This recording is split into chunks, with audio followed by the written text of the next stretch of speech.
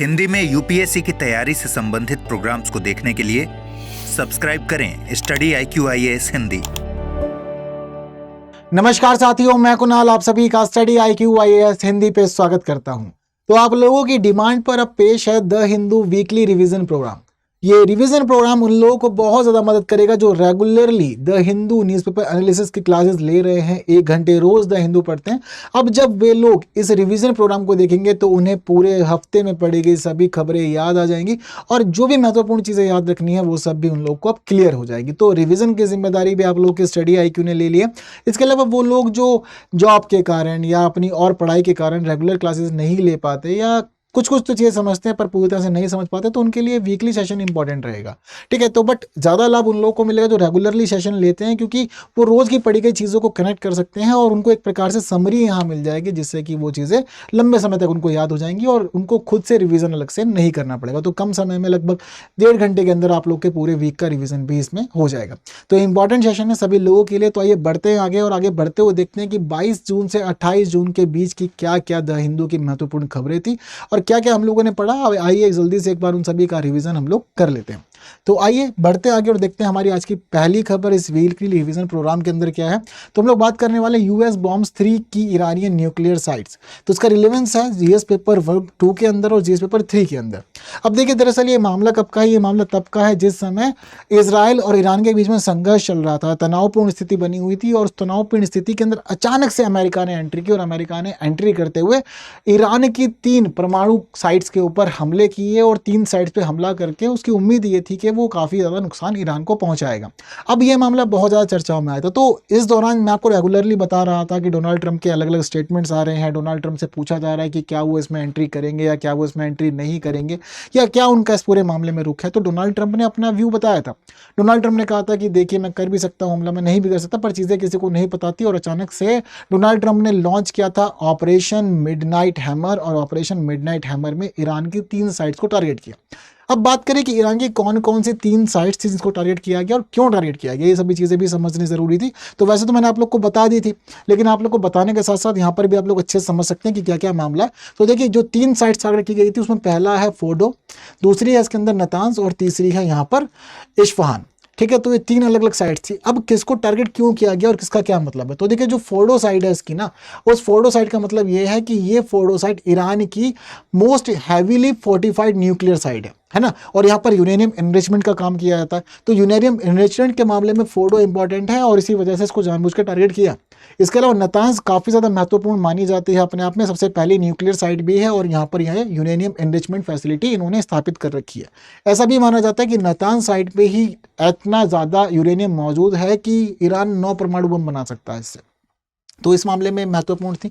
इसके अलावा इस्फहान की बात करें तो इस्फहान इसकी न्यूक्लियर रिसर्च साइट है और ये ईरान की लार्जेस्ट न्यूक्लियर रिसर्च साइट है यहाँ पे। ठीक है, तो यहाँ पर ये काम क्या करते हैं, यहाँ पर ये यूरेनियम को कन्वर्ट करते हैं गैस की फॉर्म में, तो ये इस मामले में भी इंपॉर्टेंट है। तो इन 3 साइट्स को टारगेट किया गया और इन 3 साइट्स को टारगेट किया गया है B2 स्पिरिट स्टेल्थ बॉम्बर के थ्रू और B2 स्पिरिट स्टेल्थ बॉम्बर से यहाँ गिराए गए हैं GBU 57 बॉम्ब्स। ठीक है, तो GBU बॉम्ब्स बहुत ज़्यादा महत्वपूर्ण होते हैं। ज़मीन के अंदर 200 फीट की गहराई तक ये भेज सकते हैं और नीचे जाकर आपकी कोई साइट है, कुछ बंकर है, कोई भी स्थान आपने बना रखा है उसको ये निश्चय नाबूद कर सकते हैं, ध्वस्त कर सकते हैं। तो ये सारी की सारी इंपॉर्टेंट बातें थी डोनाल्ड ट्रंप के द्वारा की गई इस पूरे के पूरे अटैक की। ठीक है, तो यहाँ हम लोग चीज़ों को और क्लियर देख सकते हैं। तो क्या क्या साइट थी, फोर्डो, नतांज और इस्फहान। कहाँ कहाँ हमला किया गया और क्यों हमला किया गया, कैसे हमला किया गया। तो देखिए B2 स्पिरिट स्टेल्थ बॉम्बर का इस्तेमाल किया गया, बहुत ही खास है अपने आप में ये बॉम्बर। तो ये बॉम्बर की सबसे बड़ी तो बात है कीमत की। तो देखिए इसकी 1 यूनिट बनाने में बहुत ज़्यादा खर्च लगता है अमेरिका को और इसकी 1 यूनिट बनाने में 17,000 करोड़ रुपए का पैसा खर्च करना पड़ता है डोनाल्ड ट्रंप या अमेरिकी सरकार को। इसके अलावा इसका वजन होता है 71,000 किलो। टेक ऑफ के समय ये हो जाता है 1.71 लाख किलो का। रेंज है इसकी 12,000 किलोमीटर। ये उड़ सकता है 1010 किलोमीटर पर आवर की स्पीड से। इसमें इंजन लगा हुआ है F118 GE100 टर्बोफैन इंजन और इसकी क्षमता है 40,000 पाउंड पेलोड कैरी करने की। ठीक है, ये समझिए कि ये किसी भी लक्ष्य को 24 घंटे में नष्ट करने में सक्षम है और हवा में रिफ्यूलिंग भी कर सकता है। ये इतना ज़्यादा कैपेबल बनाया गया है। ठीक है, तो ज़मीन के नीचे समझिए कि 200 फीट की गहराई तक टारगेट करके ये किसी भी साइट को ख़त्म कर सकता है, चाहे वहाँ कुछ भी मौजूद हो। ये इसकी खास क्षमता है। अब इस जो ये स्टेल्थ बॉम्बर है इससे क्या लॉन्च किया जाता है, GBU-57 बॉम्ब, ये इसमें लगा हुआ है। तो इस बॉम्ब की कीमत है $3.5 मिलियन या कहे तो 29 करोड़ रुपए। इस बॉम्ब का वजन होता है 13,600 किलो और ये होता है 20.5 फीट लंबा। इसके अलावा ये 5,342 पाउंड का विस्फोटक अपने साथ कैरी कर लेता है। तो इंपॉर्टेंट है दोनों ही चीज़ें, इसलिए आप लोग को याद रखनी है टेक्नोलॉजी के मामले में। ठीक है, हमला किया गया, कहाँ किया गया और कैसे किया गया, ये सारी की सारी बातें इंपॉर्टेंट है अपने आप में। ठीक है, तो पढ़ लिया था आप लोगों ने, तो रिवीजन के मामले में सब कुछ आपको याद भी आता जा रहा होगा कि क्या क्या खास इस समय हुआ था। अब इसी के साथ यहाँ पर डिटेल में दिया गया कि कौन कौन सी साइट क्यों महत्वपूर्ण है। तो फोर्डो एनरिचमेंट प्लांट है, नातांज के बाद ईरान का दूसरा बड़ा यूरेनियम प्योरिफिकेशन प्लांट ये है, लेकिन ये पहाड़ी के नीचे है। तो आपको यहाँ पर साइट दिख रही हो तस्वीरों के अंदर, यहाँ पहाड़ियाँ बनी हुई है, तो पहाड़ी के नीचे बनाया हुआ है और 295 फीट की गहराई पर है ये, यानी कि कहें तो 90 मीटर गहरा है, जो बहुत ज़्यादा अपने आप में। ईरानी परमाणु ऊर्जा संगठन इसको कंट्रोल करता है। हालांकि तबाह करना मुश्किल है, लेकिन माना जाता है कि B2 स्टेल्थ बॉम्बर्स के इस्तेमाल से अगर आप GBU-57 बॉम्ब यहाँ पर गिराते हैं तो ऐसी कंडीशन में ये बॉम्ब काफ़ी ज़्यादा डैमेज यहाँ पर पहुँचा सकते हैं। तो इसी वजह से इन बॉम्ब्स का इस्तेमाल करते हुए टारगेट की गई साइट नातांज एटॉमिक फैसिलिटी सेंटर है। तो यहाँ माना जाता है कि 9 परमाणु बम बनाने जितना यूरेनियम मौजूद है। इसके अलावा एडवांस सेंट्रीफ्यूज भी लगे हुए हैं जो यूरेनियम 235 की सफाई करते हैं, और ईरान का सबसे बड़ा परमाणु खतरा इसको पहले ही कह चुके हैं बेंजामिन नेतन्याहू। तीसरी साइट है इस्फहान, तो परमाणु टेक्नोलॉजी सेंटर है। ठीक है, यहाँ कच्चे यूरेनियम को गैस में बदला जाता है। इसके अलावा देखने वाली बात यह है कि यहाँ पर अमेरिका के F-14 फाइटर जेट भी मौजूद है, हालांकि पुराने हैं। पहले जब संबंध अच्छे हुआ करते थे इनके, तो उस समय डील हुई थी तब इन्होंने शेयर किया था। अब ईरान और अमेरिका के संबंध अच्छे नहीं है। हथियार बनाने वाली फैक्ट्रियाँ भी यहाँ पर मौजूद है। तो इसी वजह से खासतौर पर इन 3 साइट्स को टारगेट किया गया था। हालांकि बात करें इसराइल के हमले की या फिर बात करें अमेरिका के हमले की, तो दोनों के ही हमले का बड़ा रीज़न यहाँ पर यही था कि देखिए हम हमला इसलिए कर रहे हैं क्योंकि ईरान का परमाणु कार्यक्रम रोका नहीं जा रहा है और ईरान अपने परमाणु कार्यक्रम को लगातार आगे बढ़ा रहा है।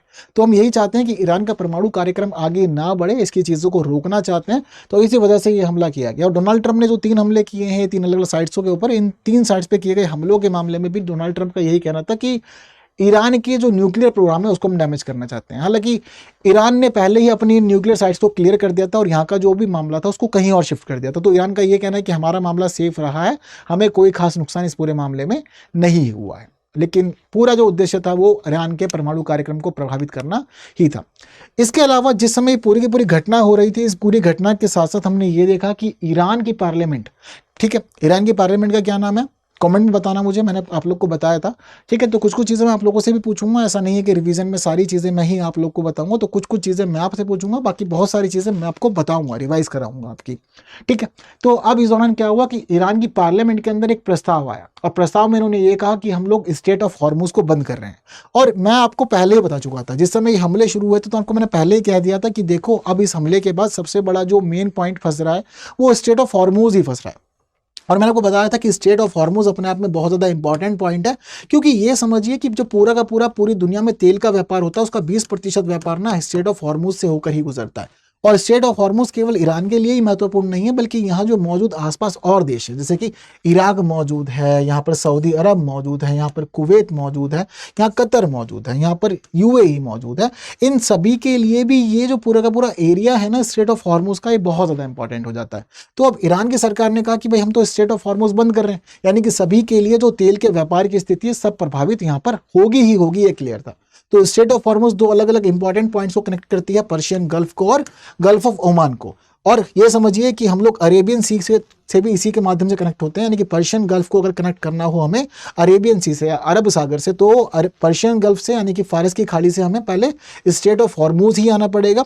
उसके बाद हम आएंगे ओमान की खाड़ी में, फिर ओमान की खाड़ी के बाद हम लोग कनेक्ट कर सकते हैं अरेबियन सी के अंदर या फिर अरब खाड़ी, अरब सागर के अंदर। ठीक है, तो ये जो पूरा का पूरा सीक्वेंस है, सीक्वेंस भी याद रखिएगा। आसपास के देश भी सारे इंपॉर्टेंट है, याद रखिएगा कि स्टेट ऑफ हॉर्मुज कितने देशों को प्रभावित कर रहा है, फारस की खाड़ी के आसपास कौन कौन से देश मौजूद हैं। तो ईरान के साथ साथ यहाँ पे जो मौजूद देश हैं वो हमें दिख रहे हैं, जैसे कि इराक है, कुवैत है, सऊदी अरब है, कतर है, UAE, सारे देश भी याद रखिएगा। सारी की सारी बातें इंपॉर्टेंट है। ठीक है, हालांकि मैंने आपको ये बताया था कि भारत के लिए भी इंपॉर्टेंट है चीज़ें, क्योंकि भारत अपने तेल की आवश्यकताओं का 85% आयात ही करता है। तो अब उन पूरे के पूरे मामले में ये सारे देश भी भारत के लिए बहुत इंपॉर्टेंट है। लेकिन इसी इंपॉर्टेंट रिलेवेंस में मैंने आप लोग को ये भी बताया था कि भारत की स्ट्रेटेजी अपने आप में बड़ी मजबूत है, और भारत की स्ट्रेटेजी इसलिए मजबूत है कि भारत अपने पास हमेशा विकल्प रखता है। तो जैसे ये संघर्ष शुरू हुआ था पश्चिम एशिया के अंदर ईरान और इजराइल के बीच में, भारत ने पहले से ही अपनी जो डिपेंडेंसी है वो शिफ्ट कर ली थी, क्योंकि भारत को पता था कि अब यहाँ से हमारी आवश्यकताओं की पूर्ति नहीं हो सकती। तो जैसे संघर्ष शुरू हुआ, भारत ने 2 देशों को टारगेट किया। इस दौरान भारत ने पहला देश टारगेट किया रशिया और दूसरा देश टारगेट किया अमेरिका।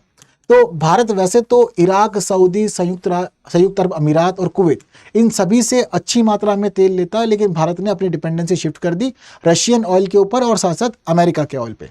अब समझिए कि रशिया को भारत ने कह दिया था कि भाई हमें ज़्यादा तेल चाहिए, और रशिया से हम लोग इस दौरान 2 से 2.2 मिलियन बैरल कच्चा तेल प्रतिदिन आयात करने लगे। और ये समझिए कि जितना तेल हम इस समय रशिया से आयात कर रहे थे, ये बीते 2 सालों में आयात किए गए तेल की सबसे बड़ी मात्रा थी। और इराक, सऊदी अरब, यूएई, कुवैत, इन सभी की जो मिलाकर के कुल मात्रा है ना, उस कुल मात्रा से भी अधिक है। तो एक बड़ी मात्रा में हम लोगों ने क्या किया कि अपनी डिपेंडेंसी शिफ्ट की, और शिफ्ट करके हमने रशिया को बोला कि भाई आप तेल भेज दो, क्योंकि अब ये पश्चिम एशिया में संघर्ष चल रहा है जो कि ठीक नहीं है। हालांकि अमेरिका के मामले में भी हम लोगों ने अपनी चीज़ें बदली। ठीक है, इस घटना से पहले हम अमेरिका से कितना तेल लिया करते थे?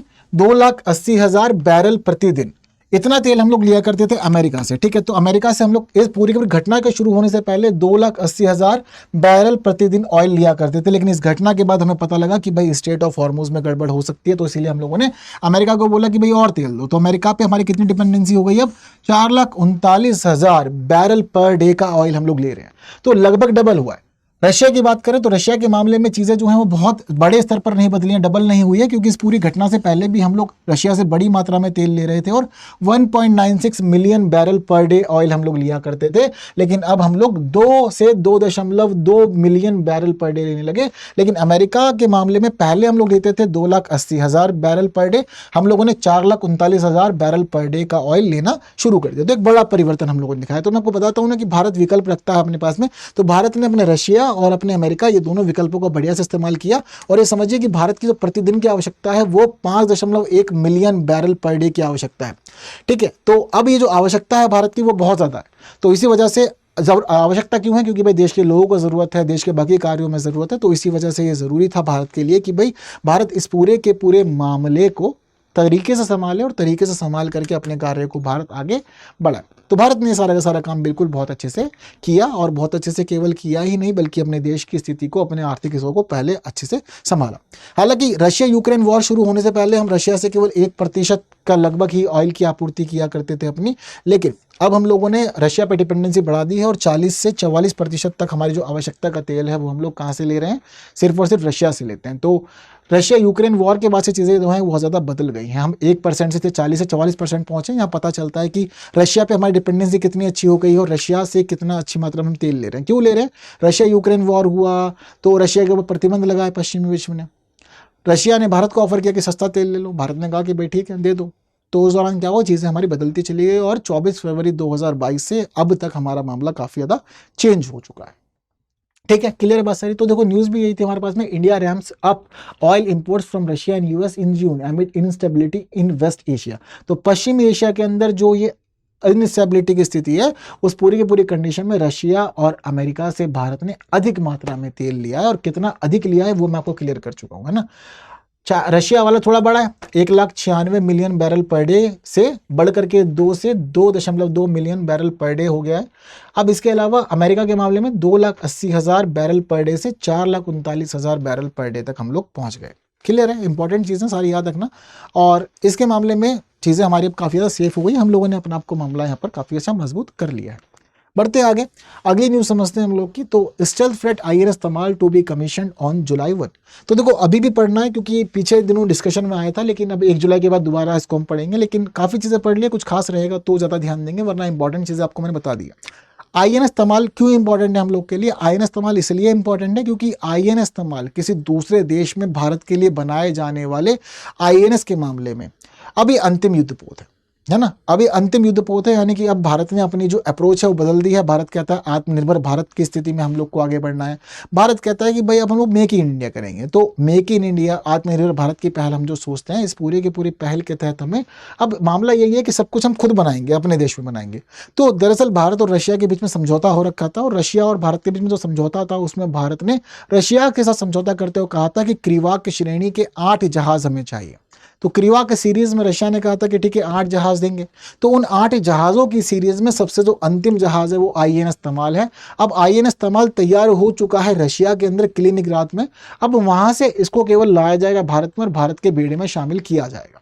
तो आत्मनिर्भर भारत के तहत या फिर विदेशी संबंधों के तहत ही अंतिम जहाज है हम लोग का, जो इंपॉर्टेंट है आपको यहाँ पर जो चीजें समझनी है। तो क्रिवाक फ्रेट की श्रृंखला के अंदर ये 8वां है।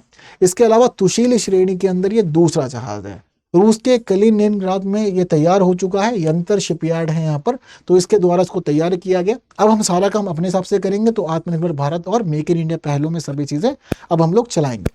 हालांकि तुशील श्रेणी के लिए व्यापक अनुबंध के हिस्से में रूप में भारत और रूसी पक्ष टेक्नोलॉजी शेयर करते हुए और डिजाइन की हेल्पिंग के थ्रू गोवा शिपयार्ड लिमिटेड में अभी त्रिपुट श्रेणी के तहत 2 और ऐसे ही जहाज भी बना रहे हैं। ठीक है, तो जो 2 और जहाज बन रहे हैं वो इसी तरह के बन रहे हैं, लेकिन टेक्नोलॉजी शेयरिंग करके बना रहे हैं, और वो हम बना रहे हैं आत्मनिर्भरता के तहत, अपने ही आधार पर बना रहे हैं। ऐसा नहीं है कि दूसरे देश में बनाया जाएगा, दूसरे देश की डिपेंडेंसी होगी, ऐसा कुछ भी नहीं है। ठीक है, तो याद रखिएगा कि दूसरे देशों में बनाए जाने वाले जहाज के मामले में INS तमाल अंतिम है। हालांकि खास बातें क्या है INS तमाल की, तो देखिए ये 125 फीट लंबा है और 3900 टन वजनी जहाज है ये। ठीक है, रशिया के द्वारा इसको अत्याधुनिक तकनीकों और युद्धपोत निर्माण में सर्वोत्तम प्रथाओं के मामले में एक प्रभावशाली मिश्रण के रूप में तैयार किया गया। हालांकि भारत और रशिया दोनों ने मिलजुल कर तैयार किया है इसको। ठीक है, नई डिजाइन से सुसज्जित है, नई तकनीकों से सुसज्जित है, और ये हमारा स्टेल्थ सुविधाओं वाला जहाज है। स्टेल्थ का मतलब क्या होता है, जब कभी भी किसी भी मामले में हम लोगों ने स्टेल्थ लिख दिया तो उसका मतलब ये है कि दूसरे देश का जो रडार होगा उन रडारों की तुलना हम बच के आगे निकल सकते हैं। इसमें 26% स्वदेशी घटक भी लगे हैं।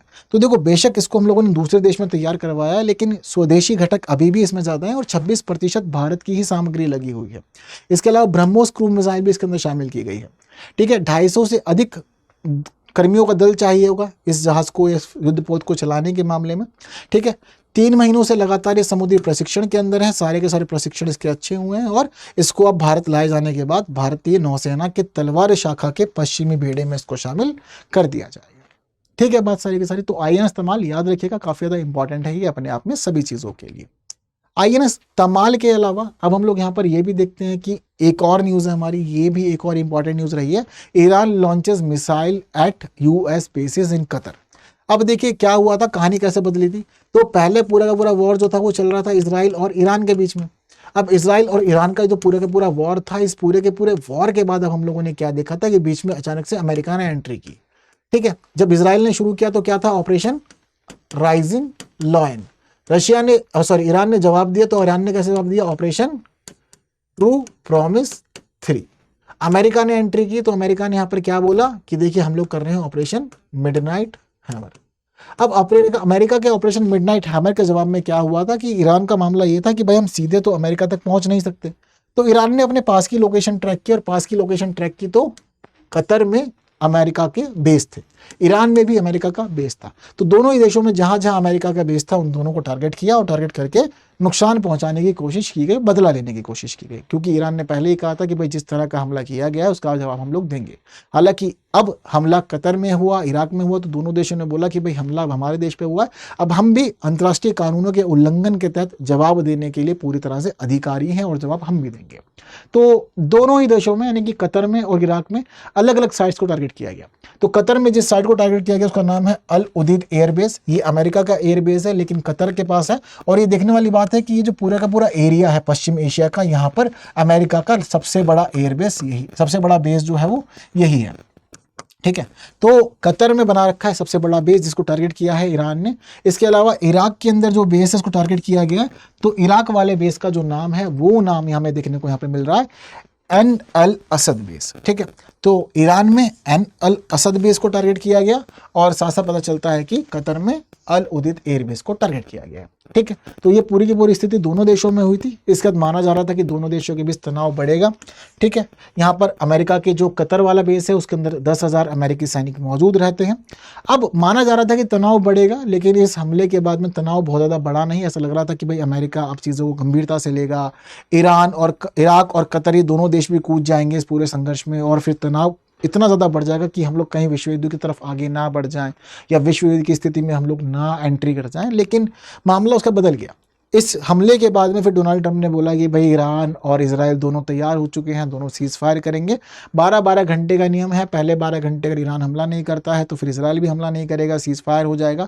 हालांकि सीज़ फायर की बात जब सामने आई तो उसके 2 घंटे के बाद ही दोनों ने हमले भी कर दिए, लेकिन फिर मामला शांति में चला गया और तब से फिर दोनों ही देश सीज़ फायर को मान रहे हैं और युद्ध विराम की स्थिति में मौजूद है। और अलग अलग तरह की स्टेटमेंट्स भी आ रही है, लेकिन ठीक है, लेकिन सीज़ फायर हो गया अल्टीमेटली, ये हम लोग को यहाँ पता चला और सीज़ फायर के बाद काफ़ी शांति वाला माहौल बना हुआ है, ठीक है।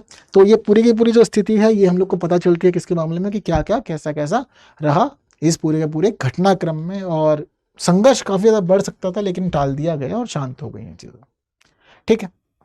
तो इस तरह से पूरा मामला कंप्लीट हुआ, खत्म हुआ। चलिए अब वॉर वाले फेज से बाहर आते हैं, और वॉर वाले फेज से बाहर आकर इसलिए चलते हैं सुप्रीम कोर्ट में। तो सुप्रीम कोर्ट में एक पुराना मुद्दा फिर चर्चा में आया। तो पिछले महीने की बात है और पिछले महीने सुप्रीम कोर्ट ने दरअसल एक नियम बनाया था, ठीक है। सुप्रीम कोर्ट ने ये बोला कि देखिए हम लोग ये देख रहे हैं कि पिछले 20 सालों से जितने भी लोग जुडिशियल एग्जाम में आ रहे हैं, ठीक है, तो जो हम लोग का डिस्ट्रिक्ट लेवल पे होता है ना, उस जुडिशियल एग्जाम के मामले में हम लोग को ये पता चलता है कि जुडिशियल सर्विसेज एग्जाम में आपने केवल और केवल एजुकेशन क्वालिफिकेशन रखी हुई है, एक्सपीरियंस क्वालिफिकेशन नहीं रखी हुई। तो एजुकेशन क्वालिफिकेशन के मामले में जो लोग पढ़े लिखे होते हैं वो पढ़े लिखे लोग आते हैं, परीक्षा देते हैं और सिलेक्ट होकर के वो जज बन जाते हैं। अब दरअसल सुप्रीम कोर्ट का ये मानना है कि देखिए अब ये ज़रूरी नहीं है कि सिर्फ पढ़े लिखे लोगों को प्रायोरिटी दी जाए। इन्होंने कहा कि पढ़े लिखे लोग होने के अलावा ये ज़रूरी है कि आपने न्यायिक व्यवस्था के अंदर कम से कम 3 वर्ष प्रैक्टिस की हो। अगर आपने 3 वर्ष प्रैक्टिस की हुई होगी तो जब आप जज बनेंगे और जज बनने के बाद जब आपके सामने मुकदमे आएंगे तो उस दौरान आप उन मुकदमों को अच्छे से सुन पाएंगे। अब यहाँ पर यह कहा गया कि देखिए आजकल जो हम लोग देख रहे हैं वो ये स्थिति बन गई है कि बीते 20 सालों में जितने भी लोग जज बन रहे हैं उन लोगों के पास कोर्ट में वकालत का अनुभव ही नहीं है, प्रैक्टिस का अनुभव ही नहीं है। उन्हें नहीं पता कार्रवाई कैसी चलती है, कैसे मामले आते हैं, कैसे फैसले करने चाहिए। तो उन्होंने वास्तविक कोर्ट का अनुभव लिया ही नहीं है। केवल कोर्ट जितना जाना है समझा है वो किताबों में ही जाना समझा है और किताबों में ही कोर्ट को जान समझ के वो लोग सीधा जज बन गए हैं, और ये ठीक नहीं है। अब हम लोग ये देखते हैं कि लोग जज बने पर उनको वास्तविक अनुभव नहीं है, जिसकी वजह से अच्छे से फैसले नहीं हो पा रहे हैं और ना ही मामले ठीक से संभाले जा रहे हैं। ये एक बड़ी चुनौती अब इन नए जजेस को फेस करनी पड़ रही है जो बिना प्रैक्टिस के आ रहे हैं। अब यहाँ पर जज साहब का ये भी कहना है कि देखिए कोर्ट का जो अनुभव है, ये कोर्ट का अनुभव आपको कोर्ट में प्रैक्टिस करके ही मिलेगा। ऐसा नहीं है कि आप किताबें पढ़ के अनुभव ले लेंगे या ट्रेनिंग में आप ऐसा अनुभव ले लेंगे, तो ये अनुभव कहीं नहीं मिलेगा। 3 साल की प्रैक्टिस ज़रूरी है। अब 3 साल की प्रैक्टिस का मुद्दा कह दिया सुप्रीम कोर्ट ने कि देखिए सभी के लिए ज़रूरी है कि प्रैक्टिस आपको करनी है और 3 साल की प्रैक्टिस का अनुभव होना अनिवार्य है। आप इस अनुभव के आधार पर ही जुडिशियल सर्विसेज में शामिल हो सकते हैं और उसी के आधार पर ही उसके बाद ही आप जाकर के एग्जाम अटेम्प्ट कर सकते हैं, अदरवाइज आप नहीं कर सकते। यानी कि 3 साल की प्रैक्टिस मैंडेटरी कर दी है सभी जुडिशियल सर्विसेज के एग्जाम में शामिल होने वाले अभ्यर्थियों के लिए या परीक्षार्थियों के लिए। तो अब सबको इस पर आपत्ति है कि ये नियम ठीक नहीं है, आपको ये नियम 27-28 से लागू करना चाहिए। अभी जितने भी फ्रेश आ रहे हैं उनको इस प्रकार के नियम में नहीं बांधना चाहिए, ये मौलिक अधिकारों का उल्लंघन है वगैरह वगैरह, ये बातें आ रही है। पर सुप्रीम कोर्ट का रुख क्लियर है कि देखो हमें अच्छे जज नहीं मिल रहे हैं तो ज़रूरी है कि 3 साल प्रैक्टिस किए हुए जजों को ही प्रायोरिटी दी जाए जुडिशियल एग्जामिनेशन, 3 साल प्रैक्टिस किए गए वकीलों को ही प्रायोरिटी दी जाए जुडिशियल सर्विसेज के एग्जामिनेशन में, ताकि जो अच्छे खासे देखे समझे हुए अनुभवी एडवोकेट्स हैं वही लोग आएँ और वही लोग ही जजेस के पद को संभालें, वही जिम्मेदारी लें। तो एक पहला जो बिंदु है विवाद का वो यही बना हुआ है कि 3 साल की जुडिशियल सर्विसेज के मामले में आपने प्रैक्टिस को अनिवार्य कर दिया है कि भाई 3 साल की प्रैक्टिस अनिवार्य है जुडिशियल सर्विसेज के लिए, अदरवाइज आपको यहाँ शामिल नहीं किया जाएगा। एक दूसरा विवाद भी है, अब ये कह दिया गया कि भाई 3 साल के प्रैक्टिस का आपको जो सर्टिफिकेट लेना है वो उससे लेना है जो 10 साल से अधिक का अनुभव रखता हो, ठीक है। तो अब ये प्रैक्टिस कैसे होती है? प्रैक्टिस होती है हमेशा सीनियर के अंडर रह करके, यानी कि आपके पास कोई ना कोई सीनियर ज़रूर होगा, किसी सीनियर के अंडर आप एज अ जूनियर रहेंगे और आप सभी चीज़ों को जानेंगे समझेंगे, ठीक है। तो यहाँ पर अब ये बोल दिया गया कि भाई देखिए 10 साल या उससे अधिक का जो अनुभव है जिनके पास, आप उसके ही अंडर में रह सकते हो, सब कुछ कर सकते हैं। अगर जिसके अंडर रह करके आपने सीखा है, काम करा है, जिसके अंडर रह करके प्रैक्टिस की है, उस व्यक्ति को 10 साल का अनुभव नहीं है, तो वहाँ से लिया गया सर्टिफिकेट भी वैलिड नहीं होगा। अब ये दूसरा नियम बना दिया। तो कुछ लोगों का ये कहना है कि भाई देखिए, हम लोगों ने प्रैक्टिस तो की है, लेकिन ऐसे लोगों के अंडर की है जिनको 5 साल का एक्सपीरियंस है, 7 साल का एक्सपीरियंस है। अब ऐसे लोगों में हम लोगों ने प्रैक्टिस तो कर ली, अब हमारे सर्टिफिकेट भी वैलिड नहीं है। तो इन दोनों ही नियमों पर आपत्ति जताई गई है बहुत सारे लोगों के द्वारा। तो विवाद सारा इसी पे बन रहा है। कह रहे हैं पिटीशन लगाएंगे, आगे चीज़ों को रिव्यू करवाएंगे, अभी से लागू नहीं कराएंगे, लेकिन विवाद काफ़ी ज़्यादा बन ठन गया। तो 2 मुद्दे विवाद के, दोनों याद रखिएगा। 3 साल की प्रैक्टिस ज़रूरी है जुडिशियल सर्विसेज के एग्जामिनेशन में शामिल होने के लिए, जज बनने के लिए। तो कह दिया गया है कि भाई 3 साल का अनुभव नहीं होगा तो फिर अब आप जज नहीं बनेंगे। इसके अलावा 3 साल के अनुभव का सर्टिफिकेट उससे ही लेना है जिसको 10 साल की वकालत का अनुभव हो। इससे कम वाले के मामले में आपका सर्टिफिकेट वैलिड नहीं माना जाएगा। तो सारा विवाद इसी पे ही चला था। इस पर सुप्रीम कोर्ट ने कहा भी कि देखिए ये कोई नई मामला नहीं है, पहले भी सुप्रीम कोर्ट में ऐसा ही चला करता था। पहले ऐसा कब चला करता था? 1993 से ऐसा चला करता था। 1993 में ऑल इंडिया जजेस एसोसिएशन ने ये नियम बनाया था कि देखिए जी 3 साल की प्रैक्टिस वाले व्यक्ति ही जज बनेंगे, उससे कम पर नहीं बन सकते। हालांकि 1996 में एक समिति गठित की गई, एक आयोग गठित किया गया, जिसको नाम दिया गया शेट्टी आयोग। शेट्टी आयोग को ये जिम्मेदारी दी गई कि देखिए आप न्यायिक अधिकारियों की सेवा शर्तों और वेतन ढांचे की जांच कीजिए और आप रिव्यू करके हमें सिफारिश दीजिए। तो 1996 में बनाए गए इस आयोग ने जो सिफारिश की, उसमें यह सिफारिश कर दी कि देखो अगर आप चाहो तो 3 साल वाले नियम को नज़रअंदाज भी कर सकते हो, उसको आप शामिल कर सकते हो किताबों के अंदर, है ना। अगर आप चाहे तो चीज़ें बदल सकते हैं। तो जब शेट्टी आयोग ने कहा कि हटा सकते हैं, तो हटाने के बाद हम ये देखते हैं कि इसके जो सिफारिशें आई थी वो सिफारिशें 1999 में आई थी। और 1999 में सिफारिशें आने के बाद 2002 में ये कह दिया गया कि 3 साल की प्रैक्टिस जज बनने के लिए होना अनिवार्य नहीं है। तो ऐसा नहीं है कि आपको जज बनना तो 3 साल की प्रैक्टिस करना ही जरूरी है। तो सीक्वेंस जो था वो ऐसे ही चला था कि भाई 1993 में शुरू, 1996 में समिति बनी, 1999 में इसकी रिपोर्ट आई और उसके बाद 2002 से इसकी सिफारिशों में ये लागू कर दिया गया कि भाई अब 3 साल की प्रैक्टिस अनिवार्य नहीं है। तो यहाँ से शुरू हुई थी 3 साल की प्रैक्टिस का मामला और यहाँ पर ये समाप्त हो गई, जिसके बाद अब बिना प्रैक्टिस किए हुए लोग ही जज बन रहे। तो कोर्ट का ये कहना है कि भाई अच्छे जज नहीं आ रहे, तो इसलिए इसको अब वापस से शुरू कर रहे हैं हम लोग। ठीक है कहानी। तो इंपॉर्टेंट एस्पेक्ट है अपने आप में जुडिशियल सर्विसेज का, और बहुत विवादों में भी है, बहुत चर्चा में भी है। खैर बढ़ते हैं आगे, और आगे बढ़ने के बाद समझते हैं हम लोग अब यहाँ पर कहानी इंदिरा गांधी के द्वारा लगाए गए आपातकाल की। तो आपातकाल के मामले मैंने आप लोग को बताया था कि देखिए भाई हर साल हम लोग क्या करते हैं, अब 25 जून का दिन मनाते हैं संविधान हत्या दिवस के रूप में। ठीक है, क्या है ये? संविधान हत्या दिवस है।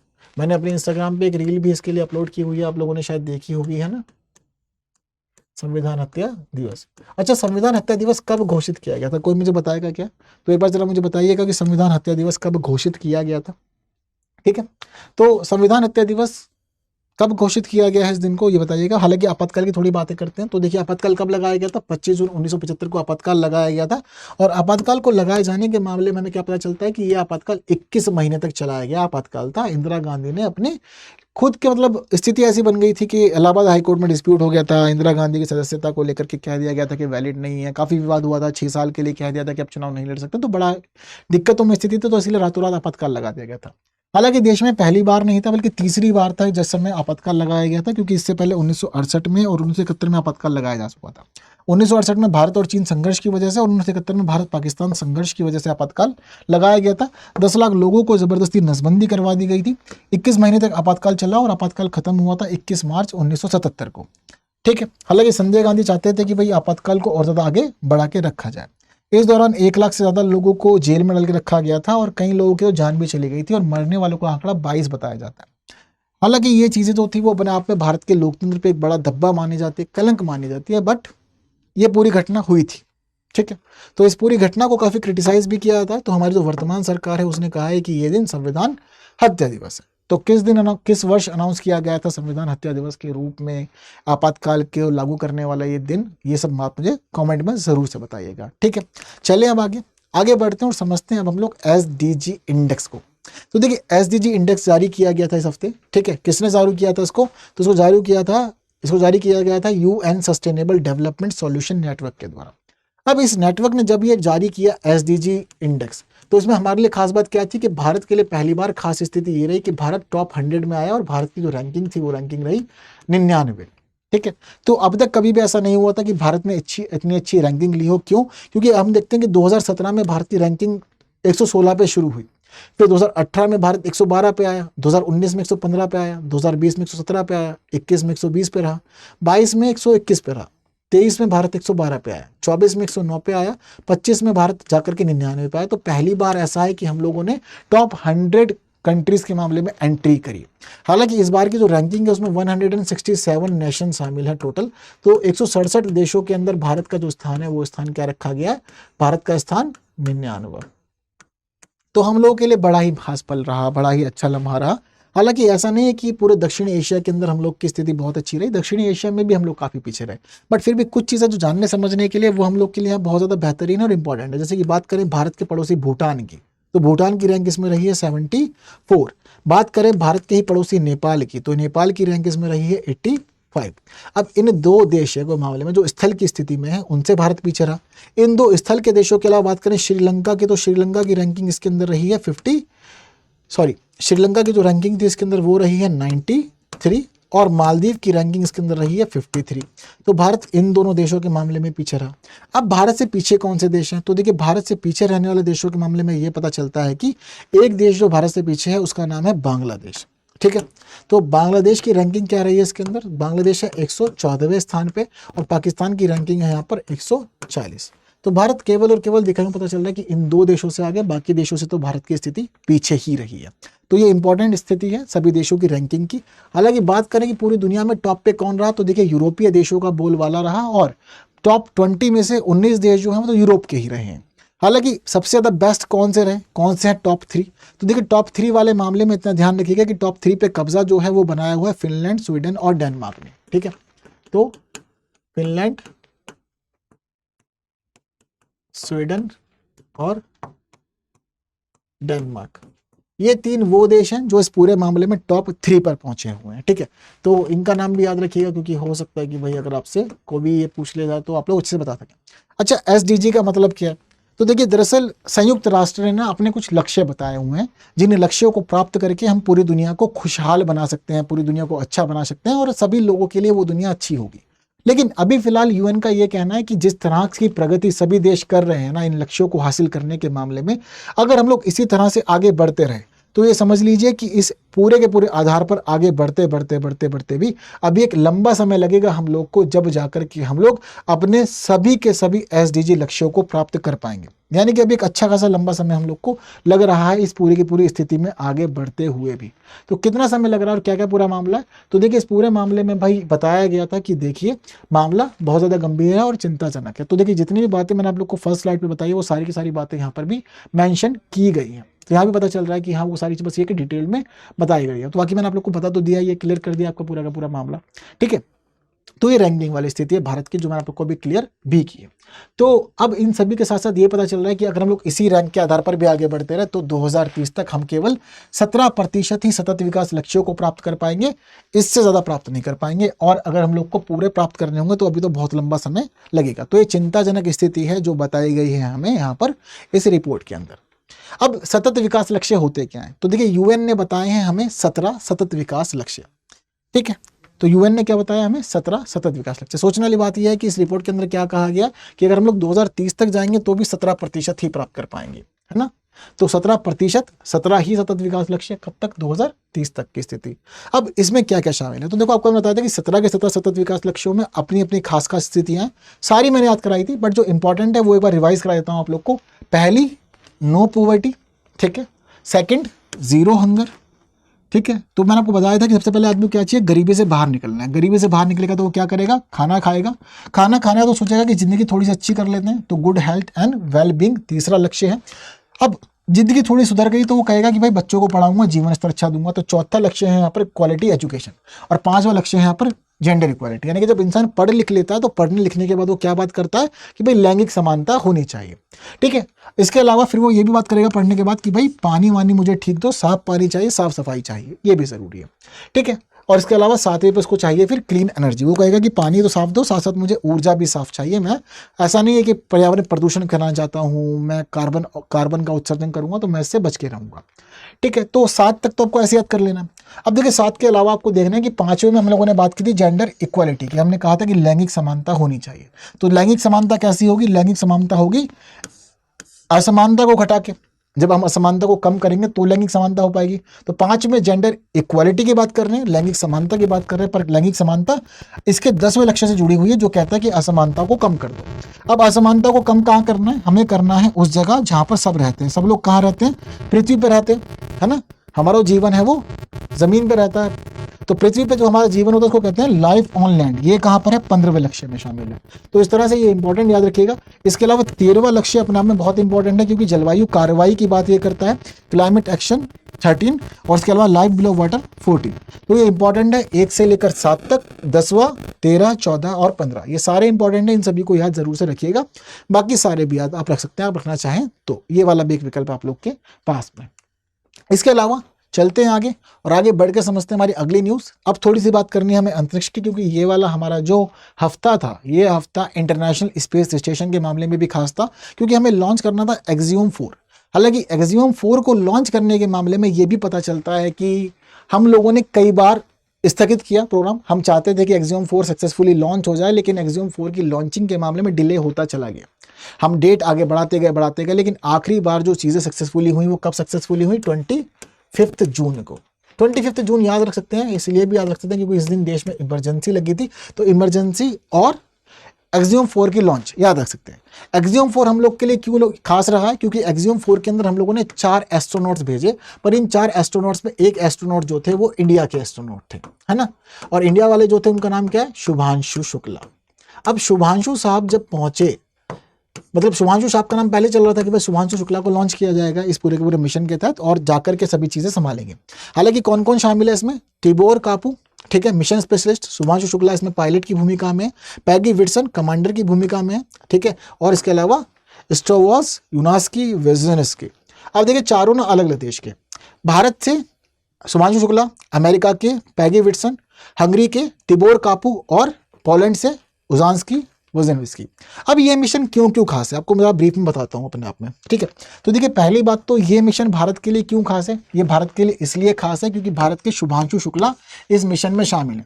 शुभांशु शुक्ला हमारे मामले में स्पेस में जाने की स्थिति में सेकंड पर्सन है, ठीक है, क्योंकि शुभांशु शुक्ला से पहले हमने किसको भेज दिया था? राकेश शर्मा पहले ही पहुंच चुके हैं स्पेस में।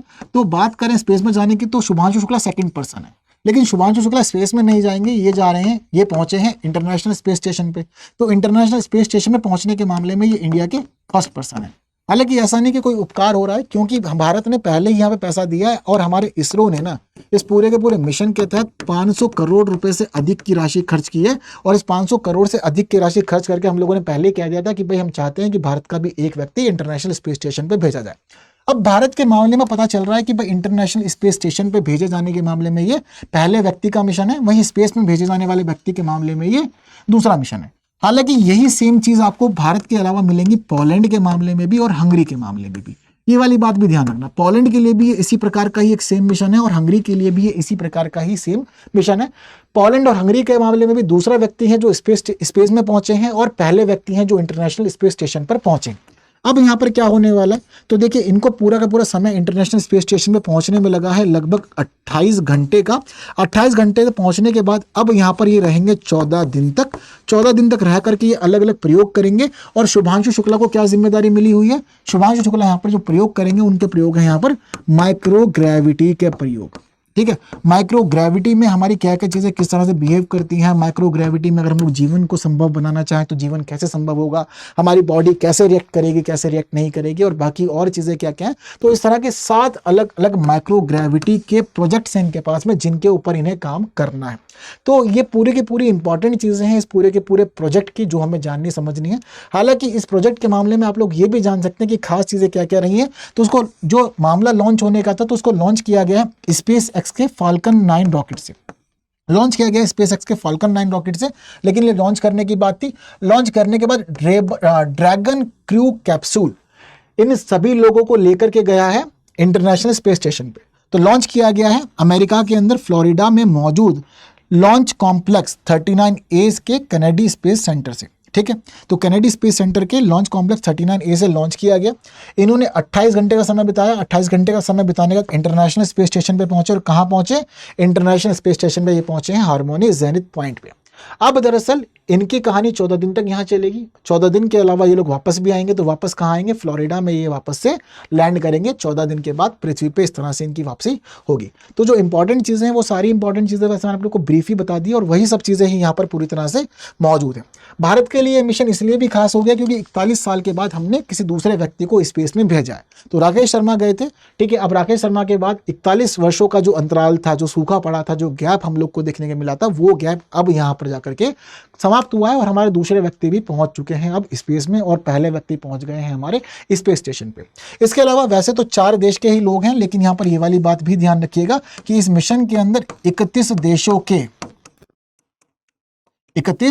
के 7 अलग अलग कार्य जुड़े हुए हैं, 7 अलग अलग गतिविधियां हैं जो स्पेस में होंगी। तो 31 देशों की 60 वैज्ञानिक गतिविधियां यहां पर की जाएंगी। तो ये मिशन केवल और केवल हम देख रहे हैं तो पता चल रहा है कि 4 देशों के लिए इंपॉर्टेंट नहीं है या नासा और इसरो के लिए इंपॉर्टेंट नहीं है, बल्कि ये भी पता चल रहा है कि ये पूरा का पूरा मिशन 31 देशों के लिए भी इंपॉर्टेंट है क्योंकि इनकी 60 वैज्ञानिक गतिविधियां इस समय कंप्लीट की जाएंगी। ठीक है। बाकी सभी चीजें जो हैं इंपॉर्टेंट इस खास हैं, सब बता दिया आपको मैंने। पहली बार सोचा था कि 29 मई को लॉन्च करेंगे, लेकिन 29 मई को लॉन्च नहीं हो पाया। 25 जून को सक्सेसफुली लॉन्च हुआ है ये। ठीक है, 25 जून को सक्सेसफुली लॉन्च हुआ है। 26 को ये सफलतापूर्वक शाम को लगभग 4 बजे इंटरनेशनल स्पेस स्टेशन पर पहुंच गए थे। ठीक है, तो ये इंपॉर्टेंट चीज़ है। इसके अलावा इन्हीं इंपॉर्टेंट चीज़ों में तस्वीर आप लोग रख सकते हैं अपने पास में, चीज़ों को ब्रीफली याद करने के लिए। अब यही सारी चीज़ें यहाँ पर भी बताई गई हैं, तो ज़रूरी नहीं है कि यहाँ से पढ़ना है। जो 4 लोग गए हैं आप उनकी तस्वीरें यहाँ देख सकते हैं। ठीक है, शुभांशु शुक्ला पायलट की भूमिका में, ठीक है, पैगी विल्सन अमेरिका की हैं कमांडर की भूमिका में। इसके अलावा स्लोवोस्क, ओजनास्की, वेजनेव्स्की, ठीक है, पोलैंड से हैं, और इसके अलावा टिबोर कापू हंगरी के। ठीक है, 3 देशों के लिए सेम तरह का ही मिशन है। ठीक है, मतलब अंतरिक्ष में जाने के मामले में और आईएसएस पे जाने के मामले में, तो याद इसको जरूर से रखिएगा। इसके अलावा अब देखिए ये वाली खबर। ठीक है, ये खबर इस मामले में लेटेस्ट आई थी क्योंकि सारा मामला सक्सेसफुल हो गया। भारत के पहले व्यक्ति बन गए थे शुभांशु शुक्ला, तो तब जाकर के ये न्यूज आर्टिकल आया था। और जब ये चारों लोग, यानी कि जब हमारा फाल्कन 9, मतलब जब हमारे ये एक्सियम 4 के जितने भी अंतरिक्ष यात्री थे एस्ट्रोनॉट से, जब ये लोग पहुंचे स्पेस स्टेशन पे, तो स्पेस स्टेशन पे पहुंचने के बाद इनका एक बहुत अच्छा स्वागत किया गया यहाँ पर। ठीक है, तो स्वागत किसने किया है? तो देखिए इनका यहाँ पर स्वागत किया है एक्सपेडिशन 73 के एस्ट्रोनॉट्स ने। तो हमारे एक्सियम 4 से पहले यहाँ पर एक्सपेडिशन 73 के 7 एस्ट्रोनॉट्स मौजूद थे, तो उन 7 एस्ट्रोनॉट्स ने यहाँ पर स्वागत किया। 7 एस्ट्रोनॉट स्वागत किया, बातचीत की सारी चीज़ें हुई। तो इंपॉर्टेंट रहा हम लोग के लिए पूरा मामला। सक्सेसफुली सभी चीज़ें हम लोगों ने यहाँ पर कंडक्ट की। 500 करोड़ से ज़्यादा खर्च किए, लेकिन पूरा पैसा वसूल हो गया, सभी चीज़ें ठीक है।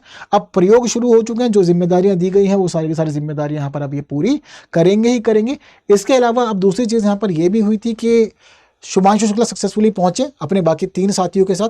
तो शुभांशु शुक्ला को टैग दिया गया है यहाँ पर 634वें स्पेस, यानी कि 634वें व्यक्ति के मामले में जो स्पेस स्टेशन पे पहुंचे। तो यहाँ पर पता चल रहा है हम लोग को कि हम लोग काफ़ी ज़्यादा पीछे रह गए हैं स्पेस स्टेशन पर पहुंचने की कहानी के मामले में, क्योंकि 634वां रैंक मिला है भारत के किसी व्यक्ति को।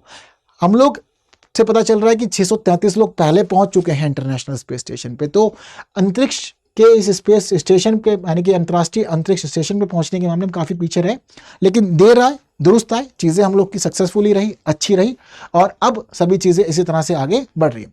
भारत के मामले में तो पहले ही व्यक्ति हैं, बेशक दुनिया के मामले में ये 634 व्यक्ति कहलाए जा रहे हैं। तो 14 दिन तक अब यहाँ पर ये रहेंगे, प्रयोग करेंगे, सभी चीज़ों को जानेंगे, समझेंगे और आगे कार्यक्रम को ये अपने बढ़ाएंगे और सारी जानकारियाँ ला कर ये इसरो को सौंपेंगे। ठीक है, 14 दिन तक सभी चीज़ें अभी ऐसे ही चलेंगी। क्लियर है बात सभी लोग की? चलिए, अब जब इतनी सारी चीज़ें अच्छी हो गई हैं तो उसके बाद अब ज़रा ये भी समझते हैं कि क्लास 10वीं के अंदर बोर्ड की परीक्षा का पैटर्न बदल गया। अब कक्षा 10वीं के जो छात्र होंगे उन छात्रों को साल में 2 बार पेपर देने का मौका मिलेगा। पर कैसे? तो देखिए यहाँ पर अब क्या व्यवस्था कर रहा है हमारा सीबीएसई। तो सीबीएसई बोर्ड ने कहा कि भाई अब हम लोग अपने बच्चों को साल में 2 बार परीक्षा देने की अनुमति देंगे। पर 2 बार की परीक्षा देने का क्या मतलब और क्या कर रहा है सीबीएसई? तो देखो, ऐसा नहीं है कि पहली परीक्षा नहीं दे सकते तो दूसरी दे सकते हैं। ठीक है, यहाँ पर पैटर्न समझना है। तो देखिए पैटर्न क्या होता है कि अब तक की हम लोग की जो मेन परीक्षा होती थी, ठीक है, जो हमारा मेन एग्जाम है बोर्ड का, वो कब होता है मेन एग्जाम बोर्ड का? वो हम लोग कंडक्ट करवाते हैं फरवरी से मार्च। ठीक है, तो अब यहाँ पर ये कहना है सीबीएसई का कि देखिए आपकी जो मेन परीक्षा थी वो मेन परीक्षा जैसे होती थी वो मेन परीक्षा आपको देनी ही देनी है। मेन परीक्षा के बाद आपको एक और विकल्प मिलेगा और वो विकल्प होगा सुधार परीक्षा का। सुधार परीक्षा का मतलब क्या है, अब ये समझिए। तो देखिए आपकी जो मेन परीक्षा थी उस मेन परीक्षा में आप शामिल हुए, शामिल होने के बाद आपका रिजल्ट आया, पर रिजल्ट में आपको ऐसा लगा कि मार्क्स कम है, ठीक है, यानी कि परसेंटेज आपका कम रह गया, लेकिन आप चाहते हैं कि मुझे मौका मिले तो मैं सुधार कर सकूं, है ना। तो आप सुधार की चाहत रखते हैं, आपको लगता है कि मैं सुधार करना चाहता हूं। तो यहाँ पर अब सीबीएसई का ये कहना है कि अगर आपको ऐसा लगता है कि आपकी तैयारी अच्छी थी, आपके अंक किसी कारण से कम आ गए हैं या आप अंकों को सुधार कर सकते हैं, तो आपको तुरंत ही एक और मौका मिलेगा और वो मौका मिलेगा सुधार परीक्षा का। लेकिन सुधार परीक्षा के अंदर कुछ ना नियम है, आपको वो नियम पालन करने हैं। अगर आप नियमों का पालन करेंगे तो तभी जाकर के आप इसमें शामिल हो सकते हैं, वरना शामिल नहीं हो सकते। तो पूछा गया क्या नियम है, तो देखो यहां पर सीबीएसई ने कहा कि देखिए पहली बात तो नियम ये है कि ये परीक्षा आप लोगों के लिए एक विकल्प नहीं है। आप अगर ये सोचें कि पहली परीक्षा में शामिल ना हो और दूसरी परीक्षा में शामिल होकर के पास होकर आगे बढ़ जाएंगे, तो ऐसा नहीं होगा। तो देखिए आपकी जो मुख्य परीक्षा जो मेन एग्जाम है, तो इस वाले में शामिल होना अनिवार्य है, ठीक है। इसमें अगर आप शामिल नहीं होंगे तो आपको फिर सुधार परीक्षा में शामिल होने का मौका भी नहीं दिया जाएगा। ये वाली बात भी थोड़ा सा ध्यान रखिएगा। तो शामिल होना इसमें क्या है, शामिल होना इसके अंदर अनिवार्य है, इसमें जरूर से ही आपको शामिल होना है। जब इसमें आप शामिल हो जाते हैं तो केवल शामिल होने तक ही बात सीमित नहीं है, आपको यह परीक्षा पास करना भी अनिवार्य है। पास करना अनिवार्य क्यों है कि अगर आप पास करेंगे तो ही आपको एक परसेंटेज मिलेगा, जब आप पास कर लेंगे तो ही आपके लिए सुधार की संभावना रहेगी। अगर आप फेल हो गए तो सुधार तो कुछ है ही नहीं, फिर तो आप अगले साल की परीक्षा में आइएगा। तो परीक्षा में आपको यह समझना है कि सुधार परीक्षा पहली बात तो विकल्प नहीं है, ठीक है। ऐसा नहीं है कि आप पहली परीक्षा को छोड़ करके दूसरी परीक्षा में शामिल हो सकते हैं, ठीक है। विकल्प नहीं है, पर यह वैकल्पिक परीक्षा है, क्योंकि यह परीक्षा आपको देनी ही देनी है, यहां पर कोई ऑप्शन नहीं है। तो यह परीक्षा सबके लिए अनिवार्य है, आपको ये वाली परीक्षा तो देनी ही देनी है। इस वाली परीक्षा में आप शामिल होना चाहते हैं नहीं होना चाहते, आपकी मन की बात है। अगर आप देना चाहते हैं आपकी इच्छा पे निर्भर करता है, वरना कोई और मामला नहीं है। तो ऐसा नहीं है कि इस परीक्षा को स्किप करके आप यहां पहुंच जाएंगे, तो ये नहीं है, यहां पर स्किप करने का ऑप्शन आपको नहीं मिलेगा, ठीक है। इसके अलावा सुधार परीक्षा में कब शामिल हो सकते हैं, जब आप सुधार करना चाहते हैं, यानी कि आप पास तो हो चुके हैं लेकिन पास होने के बावजूद आप ये चाहते हैं कि मेरे कम अंक रह गए, मैं सुधार चाहता हूं, तो सुधार के लिए सुधार परीक्षा में आएंगे। तो पिछली परीक्षा में शामिल होना भी जरूरी है, पास होना भी जरूरी है। अब इस परीक्षा में आप केवल और केवल 3 विषयों में सुधार कर सकते हैं। कितने विषयों में, 3 विषय ही सुधार सकते हैं। अगर आप ये सोचें कि आप सभी पेपर्स दोबारा देंगे तो ऐसा नहीं, केवल 3 विषयों में ही सुधारने का मौका मिलेगा। अब चाहे वो भाषा का पेपर है, चाहे वो आपका कोई और सब्जेक्ट है, तो ऐसा आपको चूज करना है कि कौन से 3 में आप देना चाहते हैं। ये अधिकतम सीमा है, 1 को भी सुधार सकते हैं, 2 को भी सुधार सकते हैं, 3 को भी सुधार सकते हैं, पर 3 अधिकतम है। 3 से अधिक का मौका आपको यहाँ पर किसी भी तरह से दिया नहीं जाएगा। तो 3 विषय तक को सुधारने की छूट आपको यहाँ पर मिल जाएगी। बात सारी की सारी क्लियर हो गई यहाँ पे अब आप लोग को। तो ये इंपॉर्टेंट चीजें हैं जो आपको ध्यान रखनी है, जो आपको समझनी है, ताकि आपको कोई दिक्कत परेशानी आने वाले समय में इस पैटर्न के मामले में उलझन की ना हो। अच्छा चलिए, मान लीजिए कि मन में ये आए कि सर मान लीजिए पेपर में शामिल भी हो गए, शामिल करने फेल हो गए, या शामिल करने कंपार्टमेंट आ गई, तब भी क्या ये सुधार का विकल्प रहेगा? तो इसका जवाब है नहीं। अगर आप कंपार्टमेंट में हैं तो समझिए कि मतलब कंपार्टमेंट का मतलब ये कि 2 विषयों में फेल हो गए या 1 विषय में फेल हुए हैं, तो वह कंपार्टमेंट का विकल्प होता है। तो कंपार्टमेंट में है तो उसका मतलब ये कि आप कंपार्टमेंट वाली परीक्षा देंगे, कंपार्टमेंट वाली परीक्षा से पास होकर के आप आगे बढ़ेंगे तो आपको उस वाले स्तर पर जांचा जाएगा। अगर मान लीजिए फेल हो गए तो फेल वाले विद्यार्थियों के लिए यहाँ पर कोई विकल्प नहीं है। जो फेल हुए हैं वो अगले साल की परीक्षा ही देंगे, इस साल की परीक्षा में उनके लिए कोई मौका नहीं होगा, वो सुधार करके पास नहीं हो सकते। सुधार करके वही पास हो सकते हैं जो पहले से पास है, ठीक है। तो उनके लिए केवल और केवल सुधार का विकल्प है कि बस आप पहले से पास हो, आप अपना प्रतिशत सुधार लो, इसके अलावा इसका कोई दूसरा अर्थ नहीं है। तो पास वाले लोगों को सुधारने का मौका है, फेल वाले लोग अगले साल आएंगे, कंपार्टमेंट वाले कंपार्टमेंट की परीक्षा देंगे। यही इसका मुख्य नियम है जो आपको ध्यान रखना है। डिटेल में समझना तो डिटेल में आप सारी चीजें यहां भी समझ सकते हैं। हालांकि इस पूरे के पूरे पैटर्न के लिए अब सीबीएसई ने कहा है कि हम एक नया पैटर्न लेकर के आएंगे। जो हमारी पहले मेन परीक्षा हुआ करती थी, तो मेन परीक्षा फरवरी के महीने में ही हम लोग लेंगे या मार्च के महीने में लेंगे। तो यहाँ हम लोग का होगा एग्जाम, ठीक है, ये एग्जाम का टाइम है।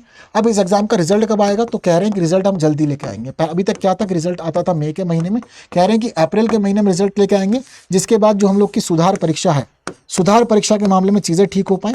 और सुधार परीक्षा अब हम लोग को लेनी होगी तो हम लोग कब लेंगे, सुधार परीक्षा मई के महीने में ली जाएगी। और इसका जो रिजल्ट है वो रिजल्ट कब आएगा, वो रिजल्ट जून के महीने में आपको दे दिया जाएगा, बता दिया जाएगा कि क्या स्थिति बनी हुई है आपकी। तो वैसे तो इस तरह के पेपर पहले भी हुआ करते थे, ऐसा नहीं है कि अब तक ऐसे पेपर नहीं हुआ करते, तो उनको हम लोग इंप्रूवमेंट एग्जामिनेशन कहा करते थे। बट यूपीएससी ने पैटर्न अच्छा लिया है, और अब इस पूरे के पूरे मामले के आधार पर जो पास हो चुके हैं, पास होने के बावजूद सुधार परीक्षा में शामिल हो रहे हैं, तो जो उनके अधिक अंक होंगे, तो अधिक अंकों को ही मार्कशीट में लिया जाएगा, अधिक अंक के आधार पर ही मार्कशीट बनाई जाएगी। अदरवाइज ऐसा नहीं है कि बाद वाली परीक्षा दोगे तो उसी के नंबर ही शामिल होंगे। तो कहीं के मन में डाउट है कि बाद वाली परीक्षा के नंबर ही शामिल कर दिए, तो ऐसा नहीं है।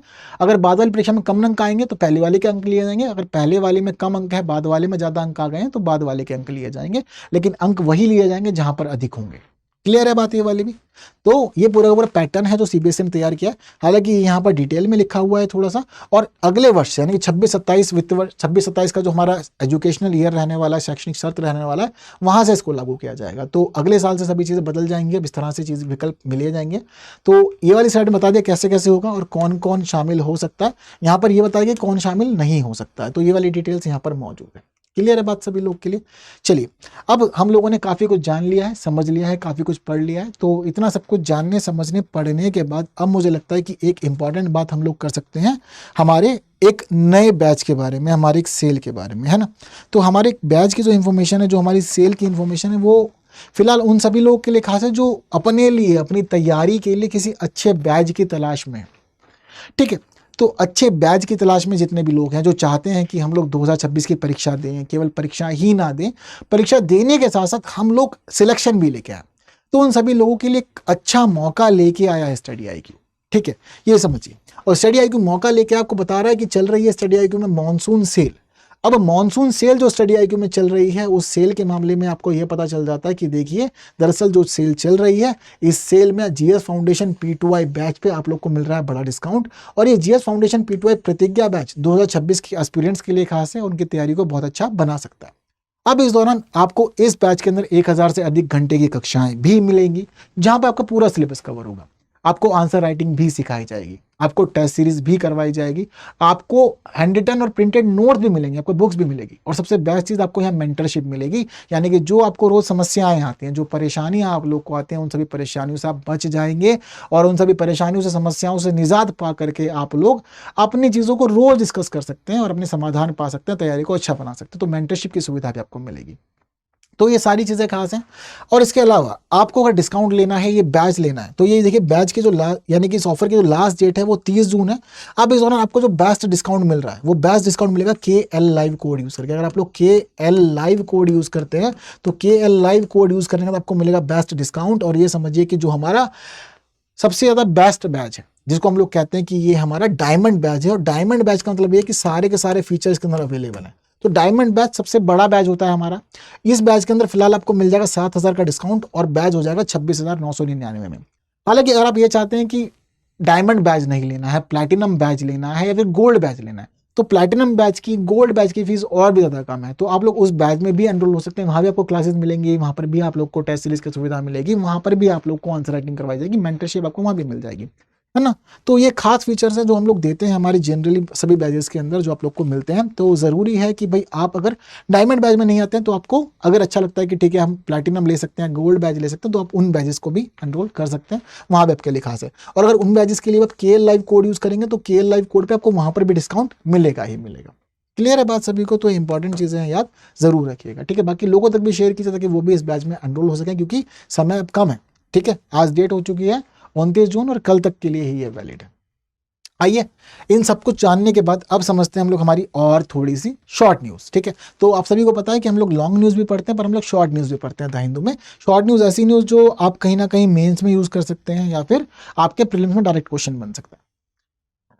पहली न्यूज़ हमारी, wife need not get husband signature to apply for passport, high court कह रहा है मद्रास हाईकोर्ट। तो देखिए, मद्रास हाईकोर्ट में एक मामला पहुंचा था। ये मामला कैसा था? एक महिला को पासपोर्ट चाहिए था, लेकिन महिला अपने पति से तलाक ले रही थी, और इस दौरान जब पासपोर्ट के लिए अप्लाई किया, तो महिला को बोला गया पहले पति के सिग्नेचर करवा के लाओ। ठीक है, तो इसमें फॉर्म J होता है, ये बोला गया कि फॉर्म J पे आप पति के सिग्नेचर करवा के लाओगे तभी आपको पासपोर्ट दिया जाएगा। अब महिला को पासपोर्ट नहीं दिया, महिला पहुंची कोर्ट। महिला ने कहा कि मैं भाई सिंगल हूं, मैंने अपने पति से तलाक के लिए फॉर्म डाल दिया, मैं अपने पति संबंध में नहीं हूं, तो मैं क्यों साइन करवाऊंगी? I am not his property, कि मैं सारे काम उसकी मर्जी से करवाऊंगी, ये सारे काम उसकी मर्जी से ही होंगे। मेरी अपनी जीवन है, मैं अकेली रहती हूँ, तो मेरे अपने अकॉर्डिंग ये डिसीजन मैंने लिया कि मुझे पासपोर्ट चाहिए, तो आप दीजिए। तो कोर्ट ने फटकार लगाई डिपार्टमेंट को, कहा कि भाई ये चीज़ें गलत हैं और महिला को एक पति की संपत्ति के रूप में ना समझा जाए। महिला का भी अपना खुद का एक ऑटोनॉमस जीवन होता है, महिला स्वतंत्रता से सारी चीज़ें कर सकती है, सब कुछ संभाल सकती है। तो इसलिए महिला को अपने अधिकार मिलने चाहिए, स्वतंत्रता मिलनी चाहिए। और तलाकशुदा महिला तो इसलिए आप उनको ज़बरदस्ती नहीं कर सकते कि वो हस्ताक्षर लेकर के आए ही। ठीक है, तो ये एक परिवर्तनकारी एक निर्णय दिया था कोर्ट ने और बताया था कि महिलाओं की स्थिति कैसी समझी जानी है, कैसी समझी नहीं जानी है। ठीक है, तो इसको आप कई जगह यूज़ कर सकते हैं। आप GS1 में जब बात कर रहे हैं महिलाओं के लिए सोसाइटी के अंदर स्थिति के, तो वहाँ आप कर सकते हैं। ठीक है, महिलाओं की स्थिति में सुधार की बात कर सकते हैं और महिलाओं को लेकर के क्या परिप्रेक्ष्य बना हुआ है डिपेंडेंसी का, वहाँ पे भी आप इसकी बात कर सकते हैं। हालांकि कोर्ट चीज़ों को बदल रहा है, महिलाओं को स्वतंत्रता दे रहा है, आत्मनिर्भरता भी दे रहा है, ये भी हमें यहाँ पता चला। इसके अलावा फर्स्ट कैलाश मानसरोवर यात्रा बैच फ्लैग्ड ऑफ। तो देखिए, दरअसल 2020 में जिस समय कोविड आया था, तो कोविड आने के बाद भारत और चीन के बीच संबंध भी खराब हो गए थे। और जब संबंध खराब हुए तो कैलाश मानसरोवर की यात्रा भी उस समय रुक गई और भारत से लोग कैलाश मानसरोवर की यात्रा पर फिर उस समय नहीं जाया करते थे, सरकार इसको कंडक्ट नहीं करती थी, कैलाश पर्वत और मानसरोवर झील की यात्रा। लेकिन अब 6 साल के अंतराल के बाद ये देखा गया कि दोनों देशों के बीच सहमति बनी और सहमति बनने के बाद दोनों देशों ने ये माना कि हम कैलाश मानसरोवर की यात्रा शुरू करेंगे। तो शुरू हो गई है, लोग आगे भी बढ़ चुके हैं, काफ़ी अच्छे चल रहे हैं और दोनों देशों की सरकार, प्रशासन सब इसमें भूमिका निभा रहे हैं। ये यात्रा केवल यात्रियों के लिए ही खास नहीं है, बल्कि जो तिब्बती समुदाय के लोग हैं उन लोगों के लिए भी इंपॉर्टेंट है, क्योंकि पर्यटन के साथ साथ उन लोगों के आर्थिक अवसर भी जुड़े हुए हैं इस यात्रा के साथ में। तो वहाँ पर भी इसका पक्ष महत्वपूर्ण हो जाता है। तो फर्स्ट कैलाश मानसरोवर की यात्रा हो रही है 6 सालों के बाद, ये मामला इंपॉर्टेंट है। जो कैलाश पर्वत है, कैलाश पर्वत केवल हिंदुओं के लिए भी इंपॉर्टेंट नहीं है, क्योंकि हिंदू तो मानते हैं कि यहाँ भगवान शिव का निवास स्थान था, तो हम लोग के लिए खास होता है, लेकिन केवल हिंदुओं के लिए इंपॉर्टेंट नहीं है, बौद्ध के लिए भी इंपॉर्टेंट है, जैन के लिए भी इंपॉर्टेंट है और एक समुदाय है तिब्बती बॉन्स, उनके लिए भी धार्मिक महत्व इसका। तो डायमेंशन काफ़ी है, सभी चीज़ें आप लोग याद रख सकते हैं। ठीक है, इसके अलावा जो हम लोग की यहाँ पर अगली न्यूज़ है वो क्या कह रही है, बीज उत्सव मनाया गया। कहाँ मनाया गया? 3 राज्यों में मनाया गया। तो देखिए, आज जिस तरह से हम लोग अपनी कृषि के मामले में रसायनों का इस्तेमाल कर रहे हैं, नए नए बीजों का इस्तेमाल कर रहे हैं फसल को अच्छा बनाने के लिए, उस दौरान देसी बीजों का आप प्रचार कर रहे हैं, देसी बीजों के महत्व को आप उजागर कर रहे हैं, ये भी एक पक्ष इंपॉर्टेंट है। तो देसी बीजों के पक्ष से जुड़ा हुआ पूरा का पूरा मामला है हमारा बीज उत्सव का। बीज उत्सव आयोजित किया गया 3 राज्यों के ट्री जंक्शन पे। कौन कौन से राज्य शामिल थे इस बीज उत्सव में, जरा मुझे आप लोग बताना कमेंट बॉक्स में। जितने लोगों ने वीक में पढ़ा था उनको याद तो होगा ना। तो बीज उत्सव में कौन कौन से राज्यों का ट्री जंक्शन शामिल था, मुझे ये आंसर कमेंट में चाहिए। 9400 सदस्य इसमें शामिल हुए, महिलाएं भी थी, बच्चे भी थे, तो ट्राइबल कम्युनिटीज़ के इतने लोग शामिल हुए। बीजों की गुणवत्ता के लिए बात किया, बीजों को कैसे प्रसार दिया जाए, किस तरह से बीजों के मामले में जो हेरिटेज है, तो धरोहर है, जो जैव विविधता है और जिस प्रकार के प्रभाव पड़ रहे हैं जलवायु परिवर्तन में बीजों की गुणवत्ता पे, बीजों की स्थिति पे, वो सारी बातें इन्होंने डिस्कस की। बीज संवाद हुआ जिसमें बीज को लेकर के बातचीत की कि बीजों का कैसे संरक्षण होना चाहिए, कैसे उसके लिए कार्य होना चाहिए। ठीक है, बीज मित्र और बीज माता, ये 2 अवार्ड भी यहाँ पर दिए गए। ठीक है, तो बीजों के लिए जो खास काम करते थे उन लोगों को ये 2 अवार्ड दिए गए और कहा गया अपने अगली जनरेशन को कि बीजों के लिए कैसे वो अपने कार्यों को आगे बढ़ाए, कैसे बीजों के संरक्षण पे ध्यान दें और कैसे हम लोग देसी बीजों का इस्तेमाल करते हुए अच्छी कृषि कर सकते हैं, उसको लेकर के इन्होंने सारा का सारा कार्यक्रम ये आयोजित किया। सभी चीज़ें इस तरह से हुई। तो बीज का मामला इंपॉर्टेंट है, याद रखिएगा। GS पेपर 3 में आप इसको इंक्लूड कर सकते हैं और वहाँ पर अच्छा आंसर बना सकते हैं अपना। इसके अलावा हमारी जो अगली न्यूज़ है वो अगली न्यूज़ है, भारत पाकिस्तान ने अपने एयर स्पेस को बंद करने का डिसीजन एक्सटेंड कर दिया है बहुत ज़्यादा। ठीक है, तो पहले हम भारत और पाकिस्तान ने जिस समय किया था उस समय हमको याद है कि भारत के ऊपर पहले आतंकवादी हमला हुआ था पहलगाम वाले क्षेत्र में, फिर भारत ने जवाबी कार्रवाई की थी पाकिस्तान के साथ में। और जब ये सारी की सारी चीज़ें हुई तो इसमें हम लोगों ने देखा कि भाई फिर दोनों देशों ने डिसीजन लेके हम अपना एयर स्पेस बंद कर रहे हैं। ठीक है, पाकिस्तान ने भी अपना एयर स्पेस बंद किया, भारत ने अपना एयर स्पेस बंद किया, दोनों देशों ने अपना एयर स्पेस बंद कर लिया था। भाई हम इजाज़त नहीं दे रहे हैं आपको यहाँ से हवाई जहाज़ उड़ाने की। अब क्या हो रहा है कि एक दूसरे देश के लिए, ऐसा नहीं कि दुनिया के सभी देशों के लिए, ये सिर्फ और सिर्फ भारत ने बंद किया पाकिस्तान वालों के लिए, पाकिस्तान ने बंद किया भारत वालों के लिए। अब इस डेडलाइन को बढ़ा दिया गया, बढ़ा के कब तक कर दिया गया? 24 जुलाई तक कर दिया गया। पहले 24 जून तक का था, अब कह रहे हैं कि बढ़ा कर 24 जुलाई तक कर रहे हैं। तो अब 24 जुलाई तक दोनों देशों के बीच एयर स्पेस बंद रहेगा। इसके बाद सुलझ जाए मुद्दा और दोनों देश अपना एयर स्पेस खोल दें तो वो बात अलग है। इसके अलावा सुप्रीम कोर्ट ने कहा कि वो OBC सर्टिफिकेट को जारी करने के नियमों में को बदलाव करेगा। ऐसा क्यों? क्योंकि सुप्रीम कोर्ट में एक मामला पहुंचा और वो मामला ये था कि एक बच्चा था, बच्चे की माँ OBC कैटेगरी की थी। अब यहाँ मुद्दा ये फंसा कि पति के आधार पर, या पति नहीं थे, है ना, तो यहाँ पर मामला ये बना कि सिंगल पेरेंट है महिला। अब महिला सिंगल पेरेंट है तो महिला ये चाहती है कि देखिए अब इसके लिए पिता भी मैं हूँ, माता भी मैं हूँ, तो मैं चाहती हूँ कि मेरे बच्चे को OBC कैटेगरी के तहत लाभ मिले। अब लाभ की चाहत महिला ने रखी तो क्या होता है कि जब कभी भी सर्टिफिकेट जारी किया जाता है तो पिता के आधार पर किया जाता है, पिता की कास्ट को देख करके, पिता की स्थिति को देख करके सर्टिफिकेट जारी किया जाता है ओबीसी के। तो यहाँ सुप्रीम कोर्ट ने कहा कि देखिए इस मामले में नियमों को रिव्यू किया जाना चाहिए, क्योंकि ये अपने आप में एक महत्वपूर्ण विषय है हम लोग के लिए। और ये महत्वपूर्ण विषय इस प्रकार का है कि जहाँ सिंगल पेरेंटों की बात आती है, खासतौर पर महिला सिंगल पेरेंट की बात आती है, वहाँ हम लोग को नियमों को बदलते हुए ये व्यवस्था करनी चाहिए कि महिला जो है उनकी ही जाति को कंसीडर करके बच्चे के लिए सर्टिफिकेट वगैरह इशू किया जाए, उसके अकॉर्डिंग ही स्थिति उनकी ठीक की जाए। तो ये एक नया पक्ष इसमें शामिल हुआ था। तो ये भी एक इंपॉर्टेंट पक्ष है जो हम लोग को यहाँ पर याद रखना चाहिए। ठीक है, तो देखेंगे किस तरह चीज़ों को बदलने के लिए कार्य किया जा रहा है। इसके अलावा अमेरिका ने कह दिया कि देखिए भाई, नॉन इमिग्रेंट्स वीज़ा एप्लीकेशन के लिए ज़रूरी है कि आप अपने सोशल मीडिया अकाउंट की स्क्रीनिंग करवाएंगे। पहले कहते कि सोशल मीडिया अकाउंट पब्लिक होने चाहिए, पब्लिक डोमेन में होने चाहिए और सभी की जांच की जाएगी। अब क्यों जांच करना चाहता है अमेरिका? तो अमेरिका के अंदर बहुत सारे लोग दूसरे देशों से पढ़ने जाते हैं तो वो विरोध प्रदर्शन करते हैं, वो वहाँ पर धरने देते हैं, सरकार के खिलाफ बोलते हैं। तो डोनाल्ड ट्रंप का ये कहना है कि देखो पढ़ने लिखने आ रहे हो बात ठीक है, लेकिन हम ये नहीं चाहते कि हमारी सुरक्षा से खिलवाड़ हो, संप्रभुता से खिलवाड़ हो, इन सभी मामलों में हम नहीं फंसना चाहते, हम इससे बचना चाहते हैं। तो जब हम इन सभी से बचना चाहते हैं तो इस पूरे मामले में ये ध्यान रखिएगा कि आपका सोशल मीडिया चेक किया जाएगा। अगर सोशल मीडिया में आपने अमेरिका के विरोधी में कमेंट पोस्ट की हुई है, विरोध में कमेंट करते हो, तो इस दौरान क्या होगा कि फिर आपको वीज़ा नहीं जारी किया जाएगा। लेकिन अगर आपका मामला सेफ मिलेगा, आप सेफ हैं, अमेरिका के खिलाफ आप नहीं बोलते, तो फिर आपको अमेरिका बुला लिया जाएगा। तो इसीलिए आपके सारे के सारे सोशल मीडिया अकाउंट्स की जांच की जाएगी। ये नियम बना दिया गया है, ये मैंडेटरी नियम है और सभी के नियम है, दुनिया के तमाम देशों के लिए सभी के लिए सेम नियम लागू किया गया है यहाँ पे। ठीक है, इसके अलावा अगली जो न्यूज़ है, ये न्यूज़ है महाराष्ट्र की। तो महाराष्ट्र की सरकार ने 20,787 करोड़ रुपए अलॉट किए और कहा कि हम 800 किलोमीटर का एक्सप्रेस वे बनाएंगे। तो महाराष्ट्र के अंदर 800 किलोमीटर के एक्सप्रेस वे के बनाए जाने की बात की गई और उनको नाम दिया गया शक्तिपीठ एक्सप्रेस वे। अब ये शक्तिपीठ एक्सप्रेस वे है, ये एक्सप्रेस वे महाराष्ट्र के अंदर 12 डिस्ट्रिक्ट को जोड़ेगा और 12 डिस्ट्रिक्ट के मामले में जो महत्वपूर्ण धार्मिक स्थान है उन सभी को जोड़ने का कार्य करेगा, जिसमें कि अभी यह नाम पता चल रहा है कि इसमें जोड़े जाएंगे शक्तिपीठ में साइट जो रहने वाली उसमें महूर है, तुलजापुर है, मुकुंद राज स्वामी है, जोगी देवी। इसके अलावा इसमें शामिल है एक और क्षेत्र हम लोग देखते हैं पार्ली वैद्यनाथ, इसके अलावा करंजालाट, अकाकलकोट, गंगापुर, ठीक है, आदि आदि। तो इस तरह के कई क्षेत्र शामिल हैं और ये सारे के सारे क्षेत्र 12 जिलों के क्षेत्र हैं जिनको यहाँ कनेक्ट किया जाएगा, जोड़ा जाएगा और शक्तिपीठ एक्सप्रेसवे इसको नाम दिया गया है। तो इम्पॉर्टेंट है अपने आप में, तो ज़रूरी है चीज़ें याद रहे हम लोग को एक्सप्रेसवे की। हालांकि विवाद भी बहुत हो रहा है फिलहाल महाराष्ट्र में इस एक्सप्रेसवे को लेकर के, लेकिन सरकार का कहना है कि हम इसको बनाएंगे। इसके अलावा एक और न्यूज़ है, ये न्यूज़ कर्नाटक से आई थी। तो कर्नाटक का एक मंदिर है जिसका नाम है अनंता पद्मनाभ मंदिर। अब इस मंदिर से प्राप्त हुई हैं 15वीं शताब्दी के 2 लैंप। ठीक है, माना गया कि ये लैंप जो हैं वो एक ही लैंप की 2 साइड हैं, पर ये लैंप बताते हैं कि भाई प्राचीन काल की हैं। एक लैंप शिव से जुड़ा हुआ है, एक लैंप विष्णु से जुड़ा हुआ है, यानी कि एक लैंप ऐसा जो शैव मत का है, दूसरा लैंप ऐसा जो वैष्णव मत का है। लेकिन दोनों ही लैंप जो है वो प्राचीनता को भी दिखा रहे हैं, देवताओं और देवियों की स्थितियों को भी दिखा रहे हैं। महिलाएं भी साथ में खड़ी हुई, यानी कि देवियां भी साथ में खड़ी हुई हैं, तो देवियों की स्थिति को भी दर्शाया गया। ये बहुत सारी चीज़ें निकल करके इसमें आई है। तो इंपॉर्टेंट सिग्निफिकेंस माना गया है इसका, जिस तरह से निकल करके सामने आया और सभी के लिए खास बन गया है। तो 15वीं शताब्दी का है, तो इंपॉर्टेंट है। ठीक है, तो उसको याद रखिएगा कि किस तरह से चीज़ें बदली हैं और किस तरह से हमें पता चल रहे हैं अलग अलग सोर्सेज। इसके अलावा एक और न्यूज़ है जिसमें पता चलता है कि भाई 2000 करोड़ रुपए हमारी सेंट्रल गवर्नमेंट ने अलॉट किए हैं और मैं सेंट्रल गवर्नमेंट ने कहा है कि 2000 करोड़ रुपए का इस्तेमाल करते हुए हम लोग अपने डिफेंस सेक्टर को मजबूत करेंगे। तो डिफेंस सेक्टर के लिए कई कई नई चीज़ें लेने की बात की है, बहुत लंबी लिस्ट है।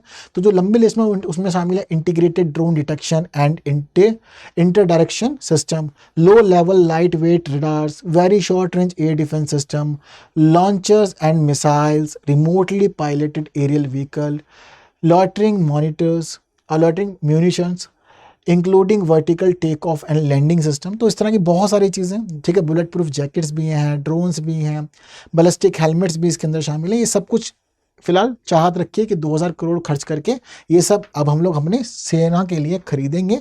और जिस तरह से बीते दिनों ऑपरेशन सिंदूर रहा है, भारत पे हमला हुआ है, उस दौरान तो पता चला है कि कितना ही ज़रूरी हो गया है ये सब कुछ हमारे लिए।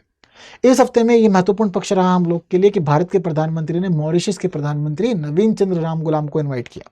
भारत का पहले से ही पक्ष झुका हुआ रहा है मॉरिशस के लिए, क्योंकि जिस समय मॉरिशस और यूके के बीच में चागोस द्वीप समूह के लिए विवाद चलता था, तो उस द्वीप समूह के विवाद में भारत ने मॉरिशस का समर्थन किया है कई मोर्चों पे, और अंत में हुआ भी ऐसा कि यूके ने अपने अधिकार छोड़ दिए चागोस द्वीप समूह पे और मॉरिशस को मिल गया चागोस द्वीप समूह।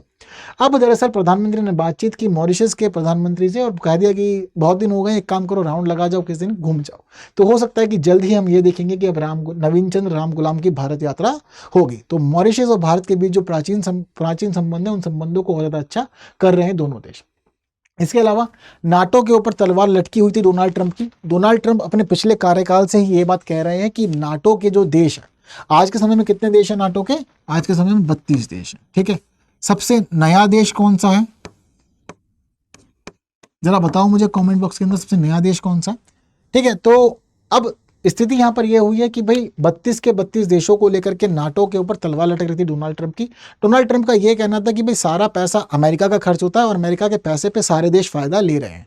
तो एक इनकी मीटिंग होनी थी सभी देशों की, तो सभी देशों की मीटिंग में यह फैसला होना था कि भाई कितना पैसा खर्च करोगे अब ये बताओ, जिससे कि नाटो चल सके और अकेला दबाव अमेरिका पे ना पड़े। ऐसा ना हो कि अमेरिका ही पैसा खर्च करे, बाकी सब देश उस पर लाभ लेते रहे, प्रॉफिट में रहे।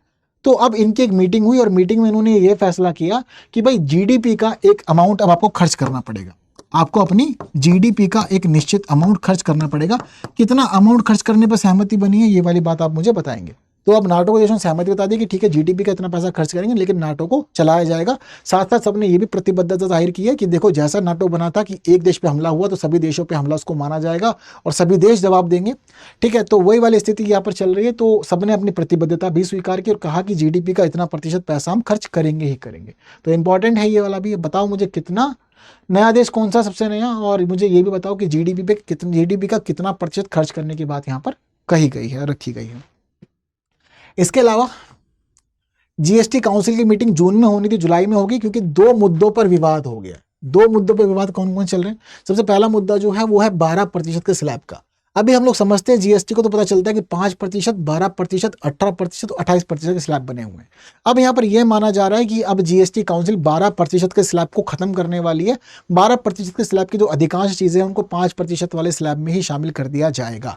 तो अब ये डिसीजन हो सकता है कि जुलाई में जो बैठक हो जीएसटी काउंसिल की, उसमें डिसीजन ले लिया जाए और इस मुद्दे को सुलझा दिया जाए। तो जीएसटी काउंसिल के मामले में इंपॉर्टेंट चीज़ है, और केवल पूरे जीएसटी काउंसिल के लिए, पूरे देश के लिए इंपॉर्टेंट चीज़ है, क्योंकि 12% के अंदर जितनी भी चीज़ें आती थी उन सबको घटा करके 5% में लेकर के आएंगे अधिकांश को, बाकी जो बची हुई है उनको हो सकता है कि 18% वाले में शामिल कर दें। तो डिस्प्यूट का विषय। इसके अलावा दूसरा विषय यहाँ पर यह माना जा रहा है कि भाई टैक्स को हटाया जाएगा जो लोग मध्यस्थता सर्विस प्रोवाइड करते हैं। ठीक है, तो सेवाओं के मामले में जो लोग आते हैं मध्यस्थता वाले में, इंटरमीडिएट सर्विसेज वाले मामले में, उनके लिए कहा जा रहा है कि उनके ऊपर से टैक्स को हटा दिया जाए। तो ये दूसरा महत्वपूर्ण विषय जो चर्चा में चल रहा है। हालांकि जुलाई में जब बैठक होगी और बैठक के बाद निर्णय लिए जाएंगे तो उस निर्णय पर हम लोग विस्तार चर्चा करेंगे, क्योंकि 12% वाले स्लैब के लिए ये भी कहा जा रहा है कि कम भी कर सकते हैं और ये भी कहा जा रहा है कि खत्म भी कर सकते हैं। तो दोनों ही तरह से मामला जो है वो उसका डिस्कशन में है। तो देखते हैं कि अंतिम निर्णय इस पर क्या लिया जाता है। इसके अलावा इस हफ्ते में एक थोड़ा सा विवाद हुआ है Assam Meghalaya hydro power project को लेकर के। 19 संगठन इकट्ठे हो गए और 19 संगठनों ने इकट्ठे होकर के असम के मुख्यमंत्री के भी धरना प्रदर्शन दिया और साथ साथ मेघालय के मुख्यमंत्री कोनरेड सांगमा, उनके यहाँ भी प्रदर्शन दिया। कहा कि देखिए, आपकी जो ये हाइड्रो पावर प्रोजेक्ट है आप इसको रोक दीजिए, इस प्रोजेक्ट को ना चलाइए, क्योंकि इससे जैव विविधता को भी नुकसान होगा। और आप इसको बना रहे हैं कुल्सी नदी पे। कौन सी नदी पे बना रहे हैं? कुल्सी नदी पे आप इसको बना रहे हैं। तो उनका ये कहना है कि देखिए, कुल्सी नदी पूर्वोत्तर के मामले में एक महत्वपूर्ण नदी है, और कुल्सी नदी के मामले में हमें ये भी पता चलता है कि कुल्सी नदी में गंगा डॉल्फिन जो है वो डॉल्फिन भी पाई जाती है, गंगेटिक डॉल्फिन। तो डॉल्फिन पाई जाती है। अगर आप यहाँ पर परियोजना बनाएंगे, डॉल्फिन चली जाएंगी, उनके जीवन में नकारात्मक प्रभाव पड़ेगा, जो कि ठीक नहीं है। अब कुल्सी नदी ब्रह्मपुत्र की एक सहायक नदी है, तो ब्रह्मपुत्र की सहायक नदी और साथ साथ गंगेटिक डॉल्फिन के मामले में इंपॉर्टेंट पक्ष है यहाँ पर। तो इसीलिए यहाँ पर सभी संगठनों को कहना है कि आप इस परियोजना को आगे ना बढ़ाएं तो बेहतर होगा, इस पक्ष को ध्यान रखिएगा। इसके अलावा जो ये क्षेत्र है, इस क्षेत्र में एक लेक पड़ती है और उस लेक को कहते हैं टेक्टोनिक लेक, यानी कि जो भूकंप के कारण बनी है। तो लेक का नाम है चंदुब्बी लेक, और ये लेक पूरी दुनिया की 5वीं सबसे बड़ी टेक्टोनिक लेक भी मानी जाती है। तो कहा जा रहा है कि इस परियोजना की वजह से इस लेक को भी नुकसान पहुंचेगा। तो पर्यावरण के नुकसान भी हैं, वन्य जीव के भी नुकसान है, और टेक्टोनिक लेक वाला एक पक्ष भी इसके अंदर जुड़ा हुआ है। तो सारा मामला इंपॉर्टेंट है। इसके अलावा 25 जून का दिन, तो पिछले साल हमने ये देखा था कि भाई हमारी जो केंद्र सरकार है, उस केंद्र सरकार ने कहा था कि 25 जून को हम मनाएंगे संविधान हत्या दिवस के रूप में। अब दरअसल इस साल हमारी केंद्र सरकार लेकर के आई है एक रेजोल्यूशन, और इस साल यानी कि 2025 में आपातकाल के 50 वर्ष पूरे हो गए हैं। तो सरकार का ये कहना है कि हम आपातकाल के 50 वर्षों को मनाएंगे, सरकार की आलोचना करेंगे, साथ साथ जितने लोगों को यहाँ प्रताड़ित किया गया था, शोषित किया गया था, जितने लोगों की जान चली गई है, उनके सम्मान में कार्यक्रम आयोजित किए जाएंगे, उनको श्रद्धांजलि भी अर्पित की जाएगी। और सरकार ने किस प्रकार का ये एक निर्णय लिया था, दृढ़तापूर्ण, अपने गुरूर में कटुतापूर्ण निर्णय था ये, इस निर्णय के भी हम लोग प्रॉपर आलोचना इस दौरान करेंगे। अच्छा, आप लोग मुझे ये बताइए कि 1975 में जिस समय आपातकाल लगाया गया था, तो ये आपातकाल संविधान के किस अनुच्छेद के तहत लगाया गया था? तो कौन सा अनुच्छेद था, जरा मुझे इस क्वेश्चन का भी आप लोग आंसर दीजिएगा। ठीक है, क्लियर है बात सारी की सारी। इसके अलावा आगे की और जो हमारी न्यूज़ है उसमें डॉल्फिन का मामला था। तो मैंने आप लोग को ये बताया था कि भाई बीते दिनों केरल के तट पे बड़ी घटना हुई, और केरल के तट पे जो बड़ी घटना हुई, इस बड़ी घटना में हमें ये पता चलता है कि केरल के तट पे पहले एक लाइबेरिया ध्वज का जहाज आया और वो आकर के पलट गया, कंटेनर पानी में डूब गए। और दूसरी घटना ये हुई थी कि सिंगापुर का एक झंडे वाला जहाज आया था, उसके कुछ कंटेनर गिर गए थे क्योंकि उसमें आग लग गई थी। अब जिस समय कंटेनर पानी में गिरे तो ये माना गया था कि जहरीले इसके अंदर पदार्थ हैं और ये समुद्री जीवन को प्रभावित कर सकते हैं। अब देखिए, 1 महीने से भी कम का समय रहा है और 1 महीने से भी कम के समय में ये पता लगा है कि केरल के तट पर 4 डॉल्फिन और 2 व्हेल की लाशें मिली हैं, यानी कि 6 बड़े जीवों की हम देख रहे हैं कि मृत्यु हो गई है। और ये बड़ी घटनाएं जो हमारे सामने हुई है पता चल गई है, लेकिन इसके अलावा ये भी पता चल रहा है कि अगर ये सारा का सारा मामला जहरीले पदार्थों की वजह से हुआ तो समुद्री जीवन में नकारात्मक प्रभाव पड़ा है, और नकारात्मक प्रभाव पड़ने की वजह से बहुत सारे जीवों की जान भी गई होगी। लेकिन वो आंकड़े हम समझ नहीं पा रहे हैं क्योंकि समुद्र के अंदर ही चल रहा है। लेकिन कंटेनर का पलटना, जहरीले पदार्थों का इस प्रकार से प्रभाव डालना, ये सब चीज़ें भी स्पष्ट तौर पर समझी जा रही है। हालांकि पोस्टमार्टम किया गया है डॉल्फिन्स का और व्हेल का, लेकिन ऐसा कोई जहरीला पदार्थ तो नहीं मिला, लेकिन माना जा रहा है कि कंटेनर पलटने की वजह से ही इनकी मृत्यु हुई होगी, रीजन वही माना जा रहा है। इसके अलावा Bihar government constitutes trust to build temple at Sita's birth place. तो देखिए, माता सीता का जो जन्म स्थली है पनौरा, जो सीतामढ़ी डिस्ट्रिक्ट में है, तो कहा जा रहा है कि भाई पनौरा धाम बनाया जाएगा माँ सीता की जन्मस्थली के लिए। तो इसके लिए एक ट्रस्ट बना दिया गया, इसको नाम दिया गया है श्री जानकी जन्मभूमि पनौरा धाम मंदिर न्यास समिति। सब सारी जिम्मेदारियां इसी समिति को दे दी गई है। कह दिया गया कि भैया ठीक है, जो धाम विकसित होगा धाम आपको ही बनाना है। कह दिया गया है कि 17 एकड़ की ज़मीन आपको दे रहे हैं, लेकिन अभी 50 एकड़ की ज़मीन और चाहिए होगी। तो जल्दी काम शुरू हो जाएगा और हम देखेंगे कि हमारे देश में बनेगा माँ सीता का भी जन्मस्थली पे एक अच्छा धाम। इसके अलावा भारत से पता चला है कि भारत का विदेश मंत्रालय तैयार है बांग्लादेश से बात करने के लिए, और भारत और बांग्लादेश के बीच में जो मुद्दे हैं उन मुद्दों को सुलझाने के लिए भी सारी बातचीत होगी। भारत और बांग्लादेश के बीच में 1996 में हुई थी वाटर शेयरिंग ट्रीटी गंगा नदी के लिए, तो उस ट्रीटी के लिए भी बातचीत की जाएगी। इसके अलावा जो और मुद्दे हैं, चाहे अल्पसंख्यकों का हो या फिर और कोई हो, उन सभी को बात करने के लिए भी ये तैयार हो गई है। तो देखते हैं आगे क्या होगा और क्या भारत और बांग्लादेश के संबंध सुलझेंगे या नहीं सुलझेंगे, क्योंकि फिलहाल बांग्लादेश की जो स्थिति है वो पाकिस्तान के पक्ष में ज़्यादा है, ये पाकिस्तान के साथ झुके हुए हैं। तो भारत से संबंध अच्छे करेंगे या नहीं पता चलेगा। इसके अलावा जो अगली न्यूज़ है उसका ये कहना है कि देखिए, हम ये चाहते हैं कि स्कूल की शिक्षा मातृभाषा में हो, शुरुआती शिक्षा मातृभाषा में होनी चाहिए। तो फिलहाल सीबीएसई का ये कहना है कि देखिए, हमारी जो नई राष्ट्रीय शिक्षा नीति आई है उसमें जो त्रिभाषाई फॉर्मूला है, हम उस भाषाई फॉर्मूले को लागू करना चाहते हैं। और लागू करते हम ये चाहते हैं कि भाई आपके यहाँ जहाँ भी इंग्लिश भाषा में पढ़ाई ज़्यादा होती है, अब आप इस पैटर्न को बदलो और धीरे धीरे पैटर्न को बदल के मातृभाषा में लाओ। क्यों? क्योंकि त्रिभाषाई सूत्र में हमें पता चलता है कि जो पहली भाषा है वो पहली भाषा है तो हिंदी होनी चाहिए या मातृभाषा होनी चाहिए। दूसरी भाषा, अगर पहली भाषा हिंदी हो गई है तो ठीक है, आप किसी क्षेत्रीय भाषा को दूसरी भाषा में लीजिए। अगर पहली भाषा हिंदी नहीं है तो दूसरी भाषा को दूसरी भाषा के मामले में हिंदी का इस्तेमाल कर सकते हैं या किसी और क्षेत्रीय भाषा को भी ले सकते हैं। तो पहली तो मातृभाषा ही लेनी है, हिंदी लेनी है। अगर इन दोनों में से कुछ भी लिया है तो दूसरे में आप रिवर्स कर सकते हो, दूसरे में हिंदी ले सकते हो या कोई भी क्षेत्रीय भाषा ले सकते हो। तीसरे में कहा गया कि किसी भी आप भारतीय भाषा का इस्तेमाल कर सकते हैं पढ़ने के लिए, या फिर किसी विदेशी भाषा को भी पढ़ सकते हैं। तो विदेशी भाषा को तीसरी प्रायोरिटी रखा गया, ना कि पहली प्रायोरिटी में। पर पहली प्रायोरिटी पे तो हिंदी या मातृभाषा है। तो वही बात कही गई है कि जो पहली प्रायोरिटी है आप बच्चों की पढ़ाई उसी तरह शुरू करवाइए, मातृभाषा में बच्चों की पढ़ाई करवाइए और सारी चीज़ें उसके इर्द गिर्द ही आप रखिए सीमित करके, ये अच्छा चलेगा मामला। ठीक है, और कह दिया गया कि अचानक से तो नहीं हो सकता, पर धीरे धीरे कीजिए, पर इस चीज़ को ठीक आप कर लीजिए। इसके अलावा अगली न्यूज़ जो है वो है बांग्लादेश की। बांग्लादेश में दरअसल कैमरा ट्रैप के अंदर पाया गया था तेंदुआ। तो तेंदुए के पाए जाने के बाद ये पता चला है कि बांग्लादेश में तो खुशी की लहर है। क्यों? क्योंकि हमारा IUCN जो है वो ये कहता है कि तेंदुआ दरअसल इंडेंजर्ड स्पीशी है और दक्षिण एशिया के अंदर तो क्रिटिकली इंडेंजर्ड है, यानी कि अत्यंत संकटग्रस्त है। तो कहा गया संरक्षण जरूरी है, अगर संरक्षण नहीं करोगे तो मामला खराब हो जाएगा। इसलिए संरक्षण पे ध्यान दीजिए, इसकी स्थिति पे ध्यान दीजिए ताकि इसको बचाया जा सके और इसकी संख्या को बढ़ाया जा सके, वरना आने वाले समय में लुप्त हो जाएगा और फिर बाद में ये मिलेगा नहीं। क्लियर है बात सारी?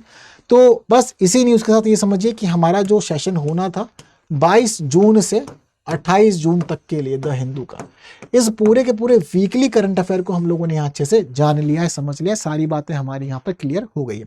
अब इन सभी बातों को समझने के साथ साथ हम एक काम करते हैं, कुछ क्वेश्चन देते हैं, देखते हैं कितने लोगों को कितनी चीज़ें ज़रा याद हैं और कितने लोग कितनी खास चीज़ें बता पाते हैं। कुछ कुछ क्वेश्चन दिए हैं, पता है मुझे क्या आंसर आप लोगों ने दिए होंगे। हालांकि अब हम लोग यहाँ पर ये भी देखते हैं कि क्या क्या क्वेश्चन और यहाँ से बन सकते हैं जिसको हम लोग को याद रखना चाहिए।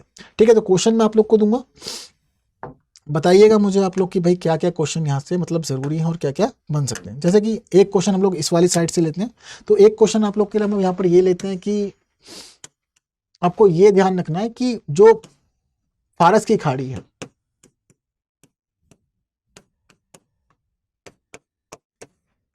इसके मुझे बताना निकटवर्ती देश कौन कौन से, यानी कि किस किस से सीमा साझा करते हैं, कौन कौन से देश इसके साथ में जुड़े हुए हैं। तो निकटवर्ती देश जो सीमा साझा करते हैं, मुझे उन सभी देशों के आप लोग नाम बताएंगे। ठीक है, तो सीमा साझा वाले देशों के नाम बताइए कमेंट करके, देखते हैं कितने लोगों को इसके मामला याद है। इसके अलावा और क्या क्वेश्चन ले सकते हैं हम लोग, इसके अलावा हम लोग ये भी क्वेश्चन ले सकते हैं कि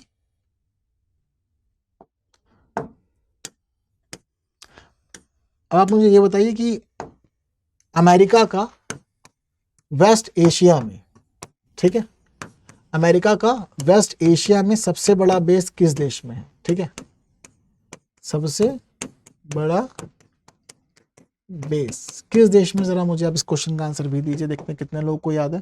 ठीक है, जस्ट अभी पढ़ा है तो देखते हैं बता पाते हैं या नहीं बता पाते। इसके अलावा आप मुझे ये बताइए कि सबसे पहले किस साल, ठीक है, वो मुझे ईयर बताइए कि किस ईयर में सबसे पहले 3 साल की प्रैक्टिस को लागू किया गया था। ठीक है, ये आपका एक और क्वेश्चन है। इसके अलावा आप मुझे बताएंगे थोड़ा सा SDG के बारे में, सतत विकास लक्ष्यों के बारे में बताएंगे। तो चीटिंग नहीं करनी है, आपको मुझे ये बताना है कि भाई सतत विकास लक्ष्यों में सतत विकास लक्ष्य 2, लक्ष्य 4, लक्ष्य 6 और लक्ष्य 14 ये किस किस से संबंधित है, आप जरा मुझे एक बार ये बताओगे। ठीक है, कौन कौन से विषय इसके अंदर शामिल हैं और आंसर ज़रूर देना है, इसका इंपॉर्टेंट टॉपिक है आप लोग के लिए। और इसके अलावा अब आप मुझे यहाँ पर ये भी बताओगे कि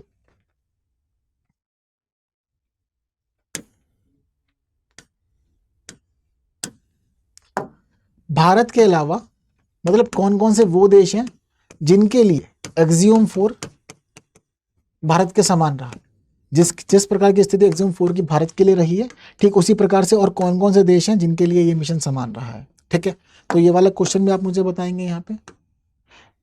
इसके अलावा चलिए इतने क्वेश्चन वैसे मुझे लगता है काफ़ी रहेंगे आप लोग के लिए, जिसका आप लोग मुझे आंसर दे पाएंगे अच्छे से, पर उम्मीद है मुझे कि अच्छे से आंसर दीजिएगा क्योंकि बहुत कुछ समझा है, जाना है, पढ़ा है, तो इसलिए अच्छे से आप लोग इसका आंसर कर सकते हैं। इसके अलावा देखो आप लोग को मैंने बताया है स्टडी IQ की मानसून सेल के मामले में, ये समझिए कि जितना डिस्काउंट आपको मिल रहा है तो हो सकता है कि इतना डिस्काउंट आपको दोबारा ना मिले, तो इसलिए अगर आप एनरोल करना चाहते हैं बिल्कुल इस समय एनरोल कीजिएगा KL लाइव कोड यूज़ करके। और फीस वापस की भी पूरी फीचर्स में शामिल किया गया। 2026 के लोगों की तैयारी बहुत अच्छे से कराई जाएगी। सिलेक्शन लेने का मामला जो है इसमें शामिल किया गया कि सिलेक्शन बेस्ट तरह से दिलाने के लिए तैयारियां कराई जाए। तो GS फाउंडेशन बैच प्रतिज्ञा सबके लिए इंपॉर्टेंट है और 2026 की तैयारी के लिए बहुत ज़्यादा खास हो जाता है। तो KL लाइव कोड यूज़ कीजिए, तैयारी, मेंटरशिप, नोट्स, टेस्ट सीरीज सब कुछ आपको इस बैच में मिल जाएगा। ये हमारा मैंने आपको बताया था ना कौन सा बैच है, ये हमारा डायमंड बैच है, पर आप चाहे तो प्लैटिनम भी ले सकते हैं, आप चाहे तो गोल्ड बैच भी ले सकते हैं, वो आप पे डिपेंड करता है। तो 30 जून तक का ही समय है इस मामले में। और मेरे साथ कहाँ जुड़ना है, मेरे साथ जुड़ना है आपको टेलीग्राम पे, इंस्टाग्राम पे, फेसबुक पे, X पे, ये वो सारी जगह है जहाँ आप मेरे साथ जुड़ सकते हैं, पढ़ सकते हैं और पढ़ते हुए जानते समझते हुए अपनी तैयारी को अच्छा बना सकते हैं, डिस्कशन कर सकते हैं, अपने क्वेश्चन मुझसे पूछ सकते हैं। और हमारे टेलीग्राम चैनल पर आप जुड़ सकते हैं जहाँ हम लोग फाइल्स को शेयर करते हैं, क्वेश्चन भेजते हैं, बाकी और डिस्कशन भी करते हैं। तो ये पूरा का पूरा मामला आपके लिए इंपॉर्टेंट है। तो पहली क्लास थी हमारी द हिंदू रिवीजन की। मैं उम्मीद करता हूँ कि सब कुछ आपको अच्छा लगा होगा, नई नई चीज़ें सीखी होंगी। ठीक है, जिन्होंने पहली बार देखा है, लेकिन उन लोगों के लिए जो पूरे हफ्ते पढ़े हैं मुझसे, सब कुछ उन्होंने जाना समझा है, तो उन लोगों के लिए सेशन और ज़्यादा इंपॉर्टेंट रहा होगा क्योंकि उनकी रिवीजन अच्छे से हो गई होगी। तो वीक में अच्छे से पढ़ेंगे, फिर बाद में लास्ट में वीकली रिवीजन कर लेंगे। तो रिवीजन की टेंशन आप लोग की समाप्त हो गई है, अब आपको ऐसे ही पढ़ना है। तो फिलहाल अब आपकी जिम्मेदारी है सेशन को शेयर करना है, जितना शेयर कर सकते हैं शेयर कीजिए, लाइक किए बिना नहीं जाना है, कमेंट में क्वेश्चंस के आंसर ज़रूर देने। जिन्होंने सब्सक्राइब नहीं किया, जो नए हैं वो सब्सक्राइब कर लीजिए और बस जितना हो सकता है शेयर कीजिए, लोगों तक पहुंचाइए, लोगों को जोड़िए। तो आज के लिए इतना ही, फिर कल पढ़ते हैं रोज़ की तरह द हिंदू न्यूज़पेपर को, वीकली रिवीजन अगले हफ्ते फिर लेके आएंगे। तो आज के लिए दीजिए मुझे विदा, थैंक यू सो मच, जय हिंद। हिंदी में UPSC की तैयारी से संबंधित प्रोग्राम्स को देखने के लिए सब्सक्राइब करें स्टडी IQ IAS हिंदी।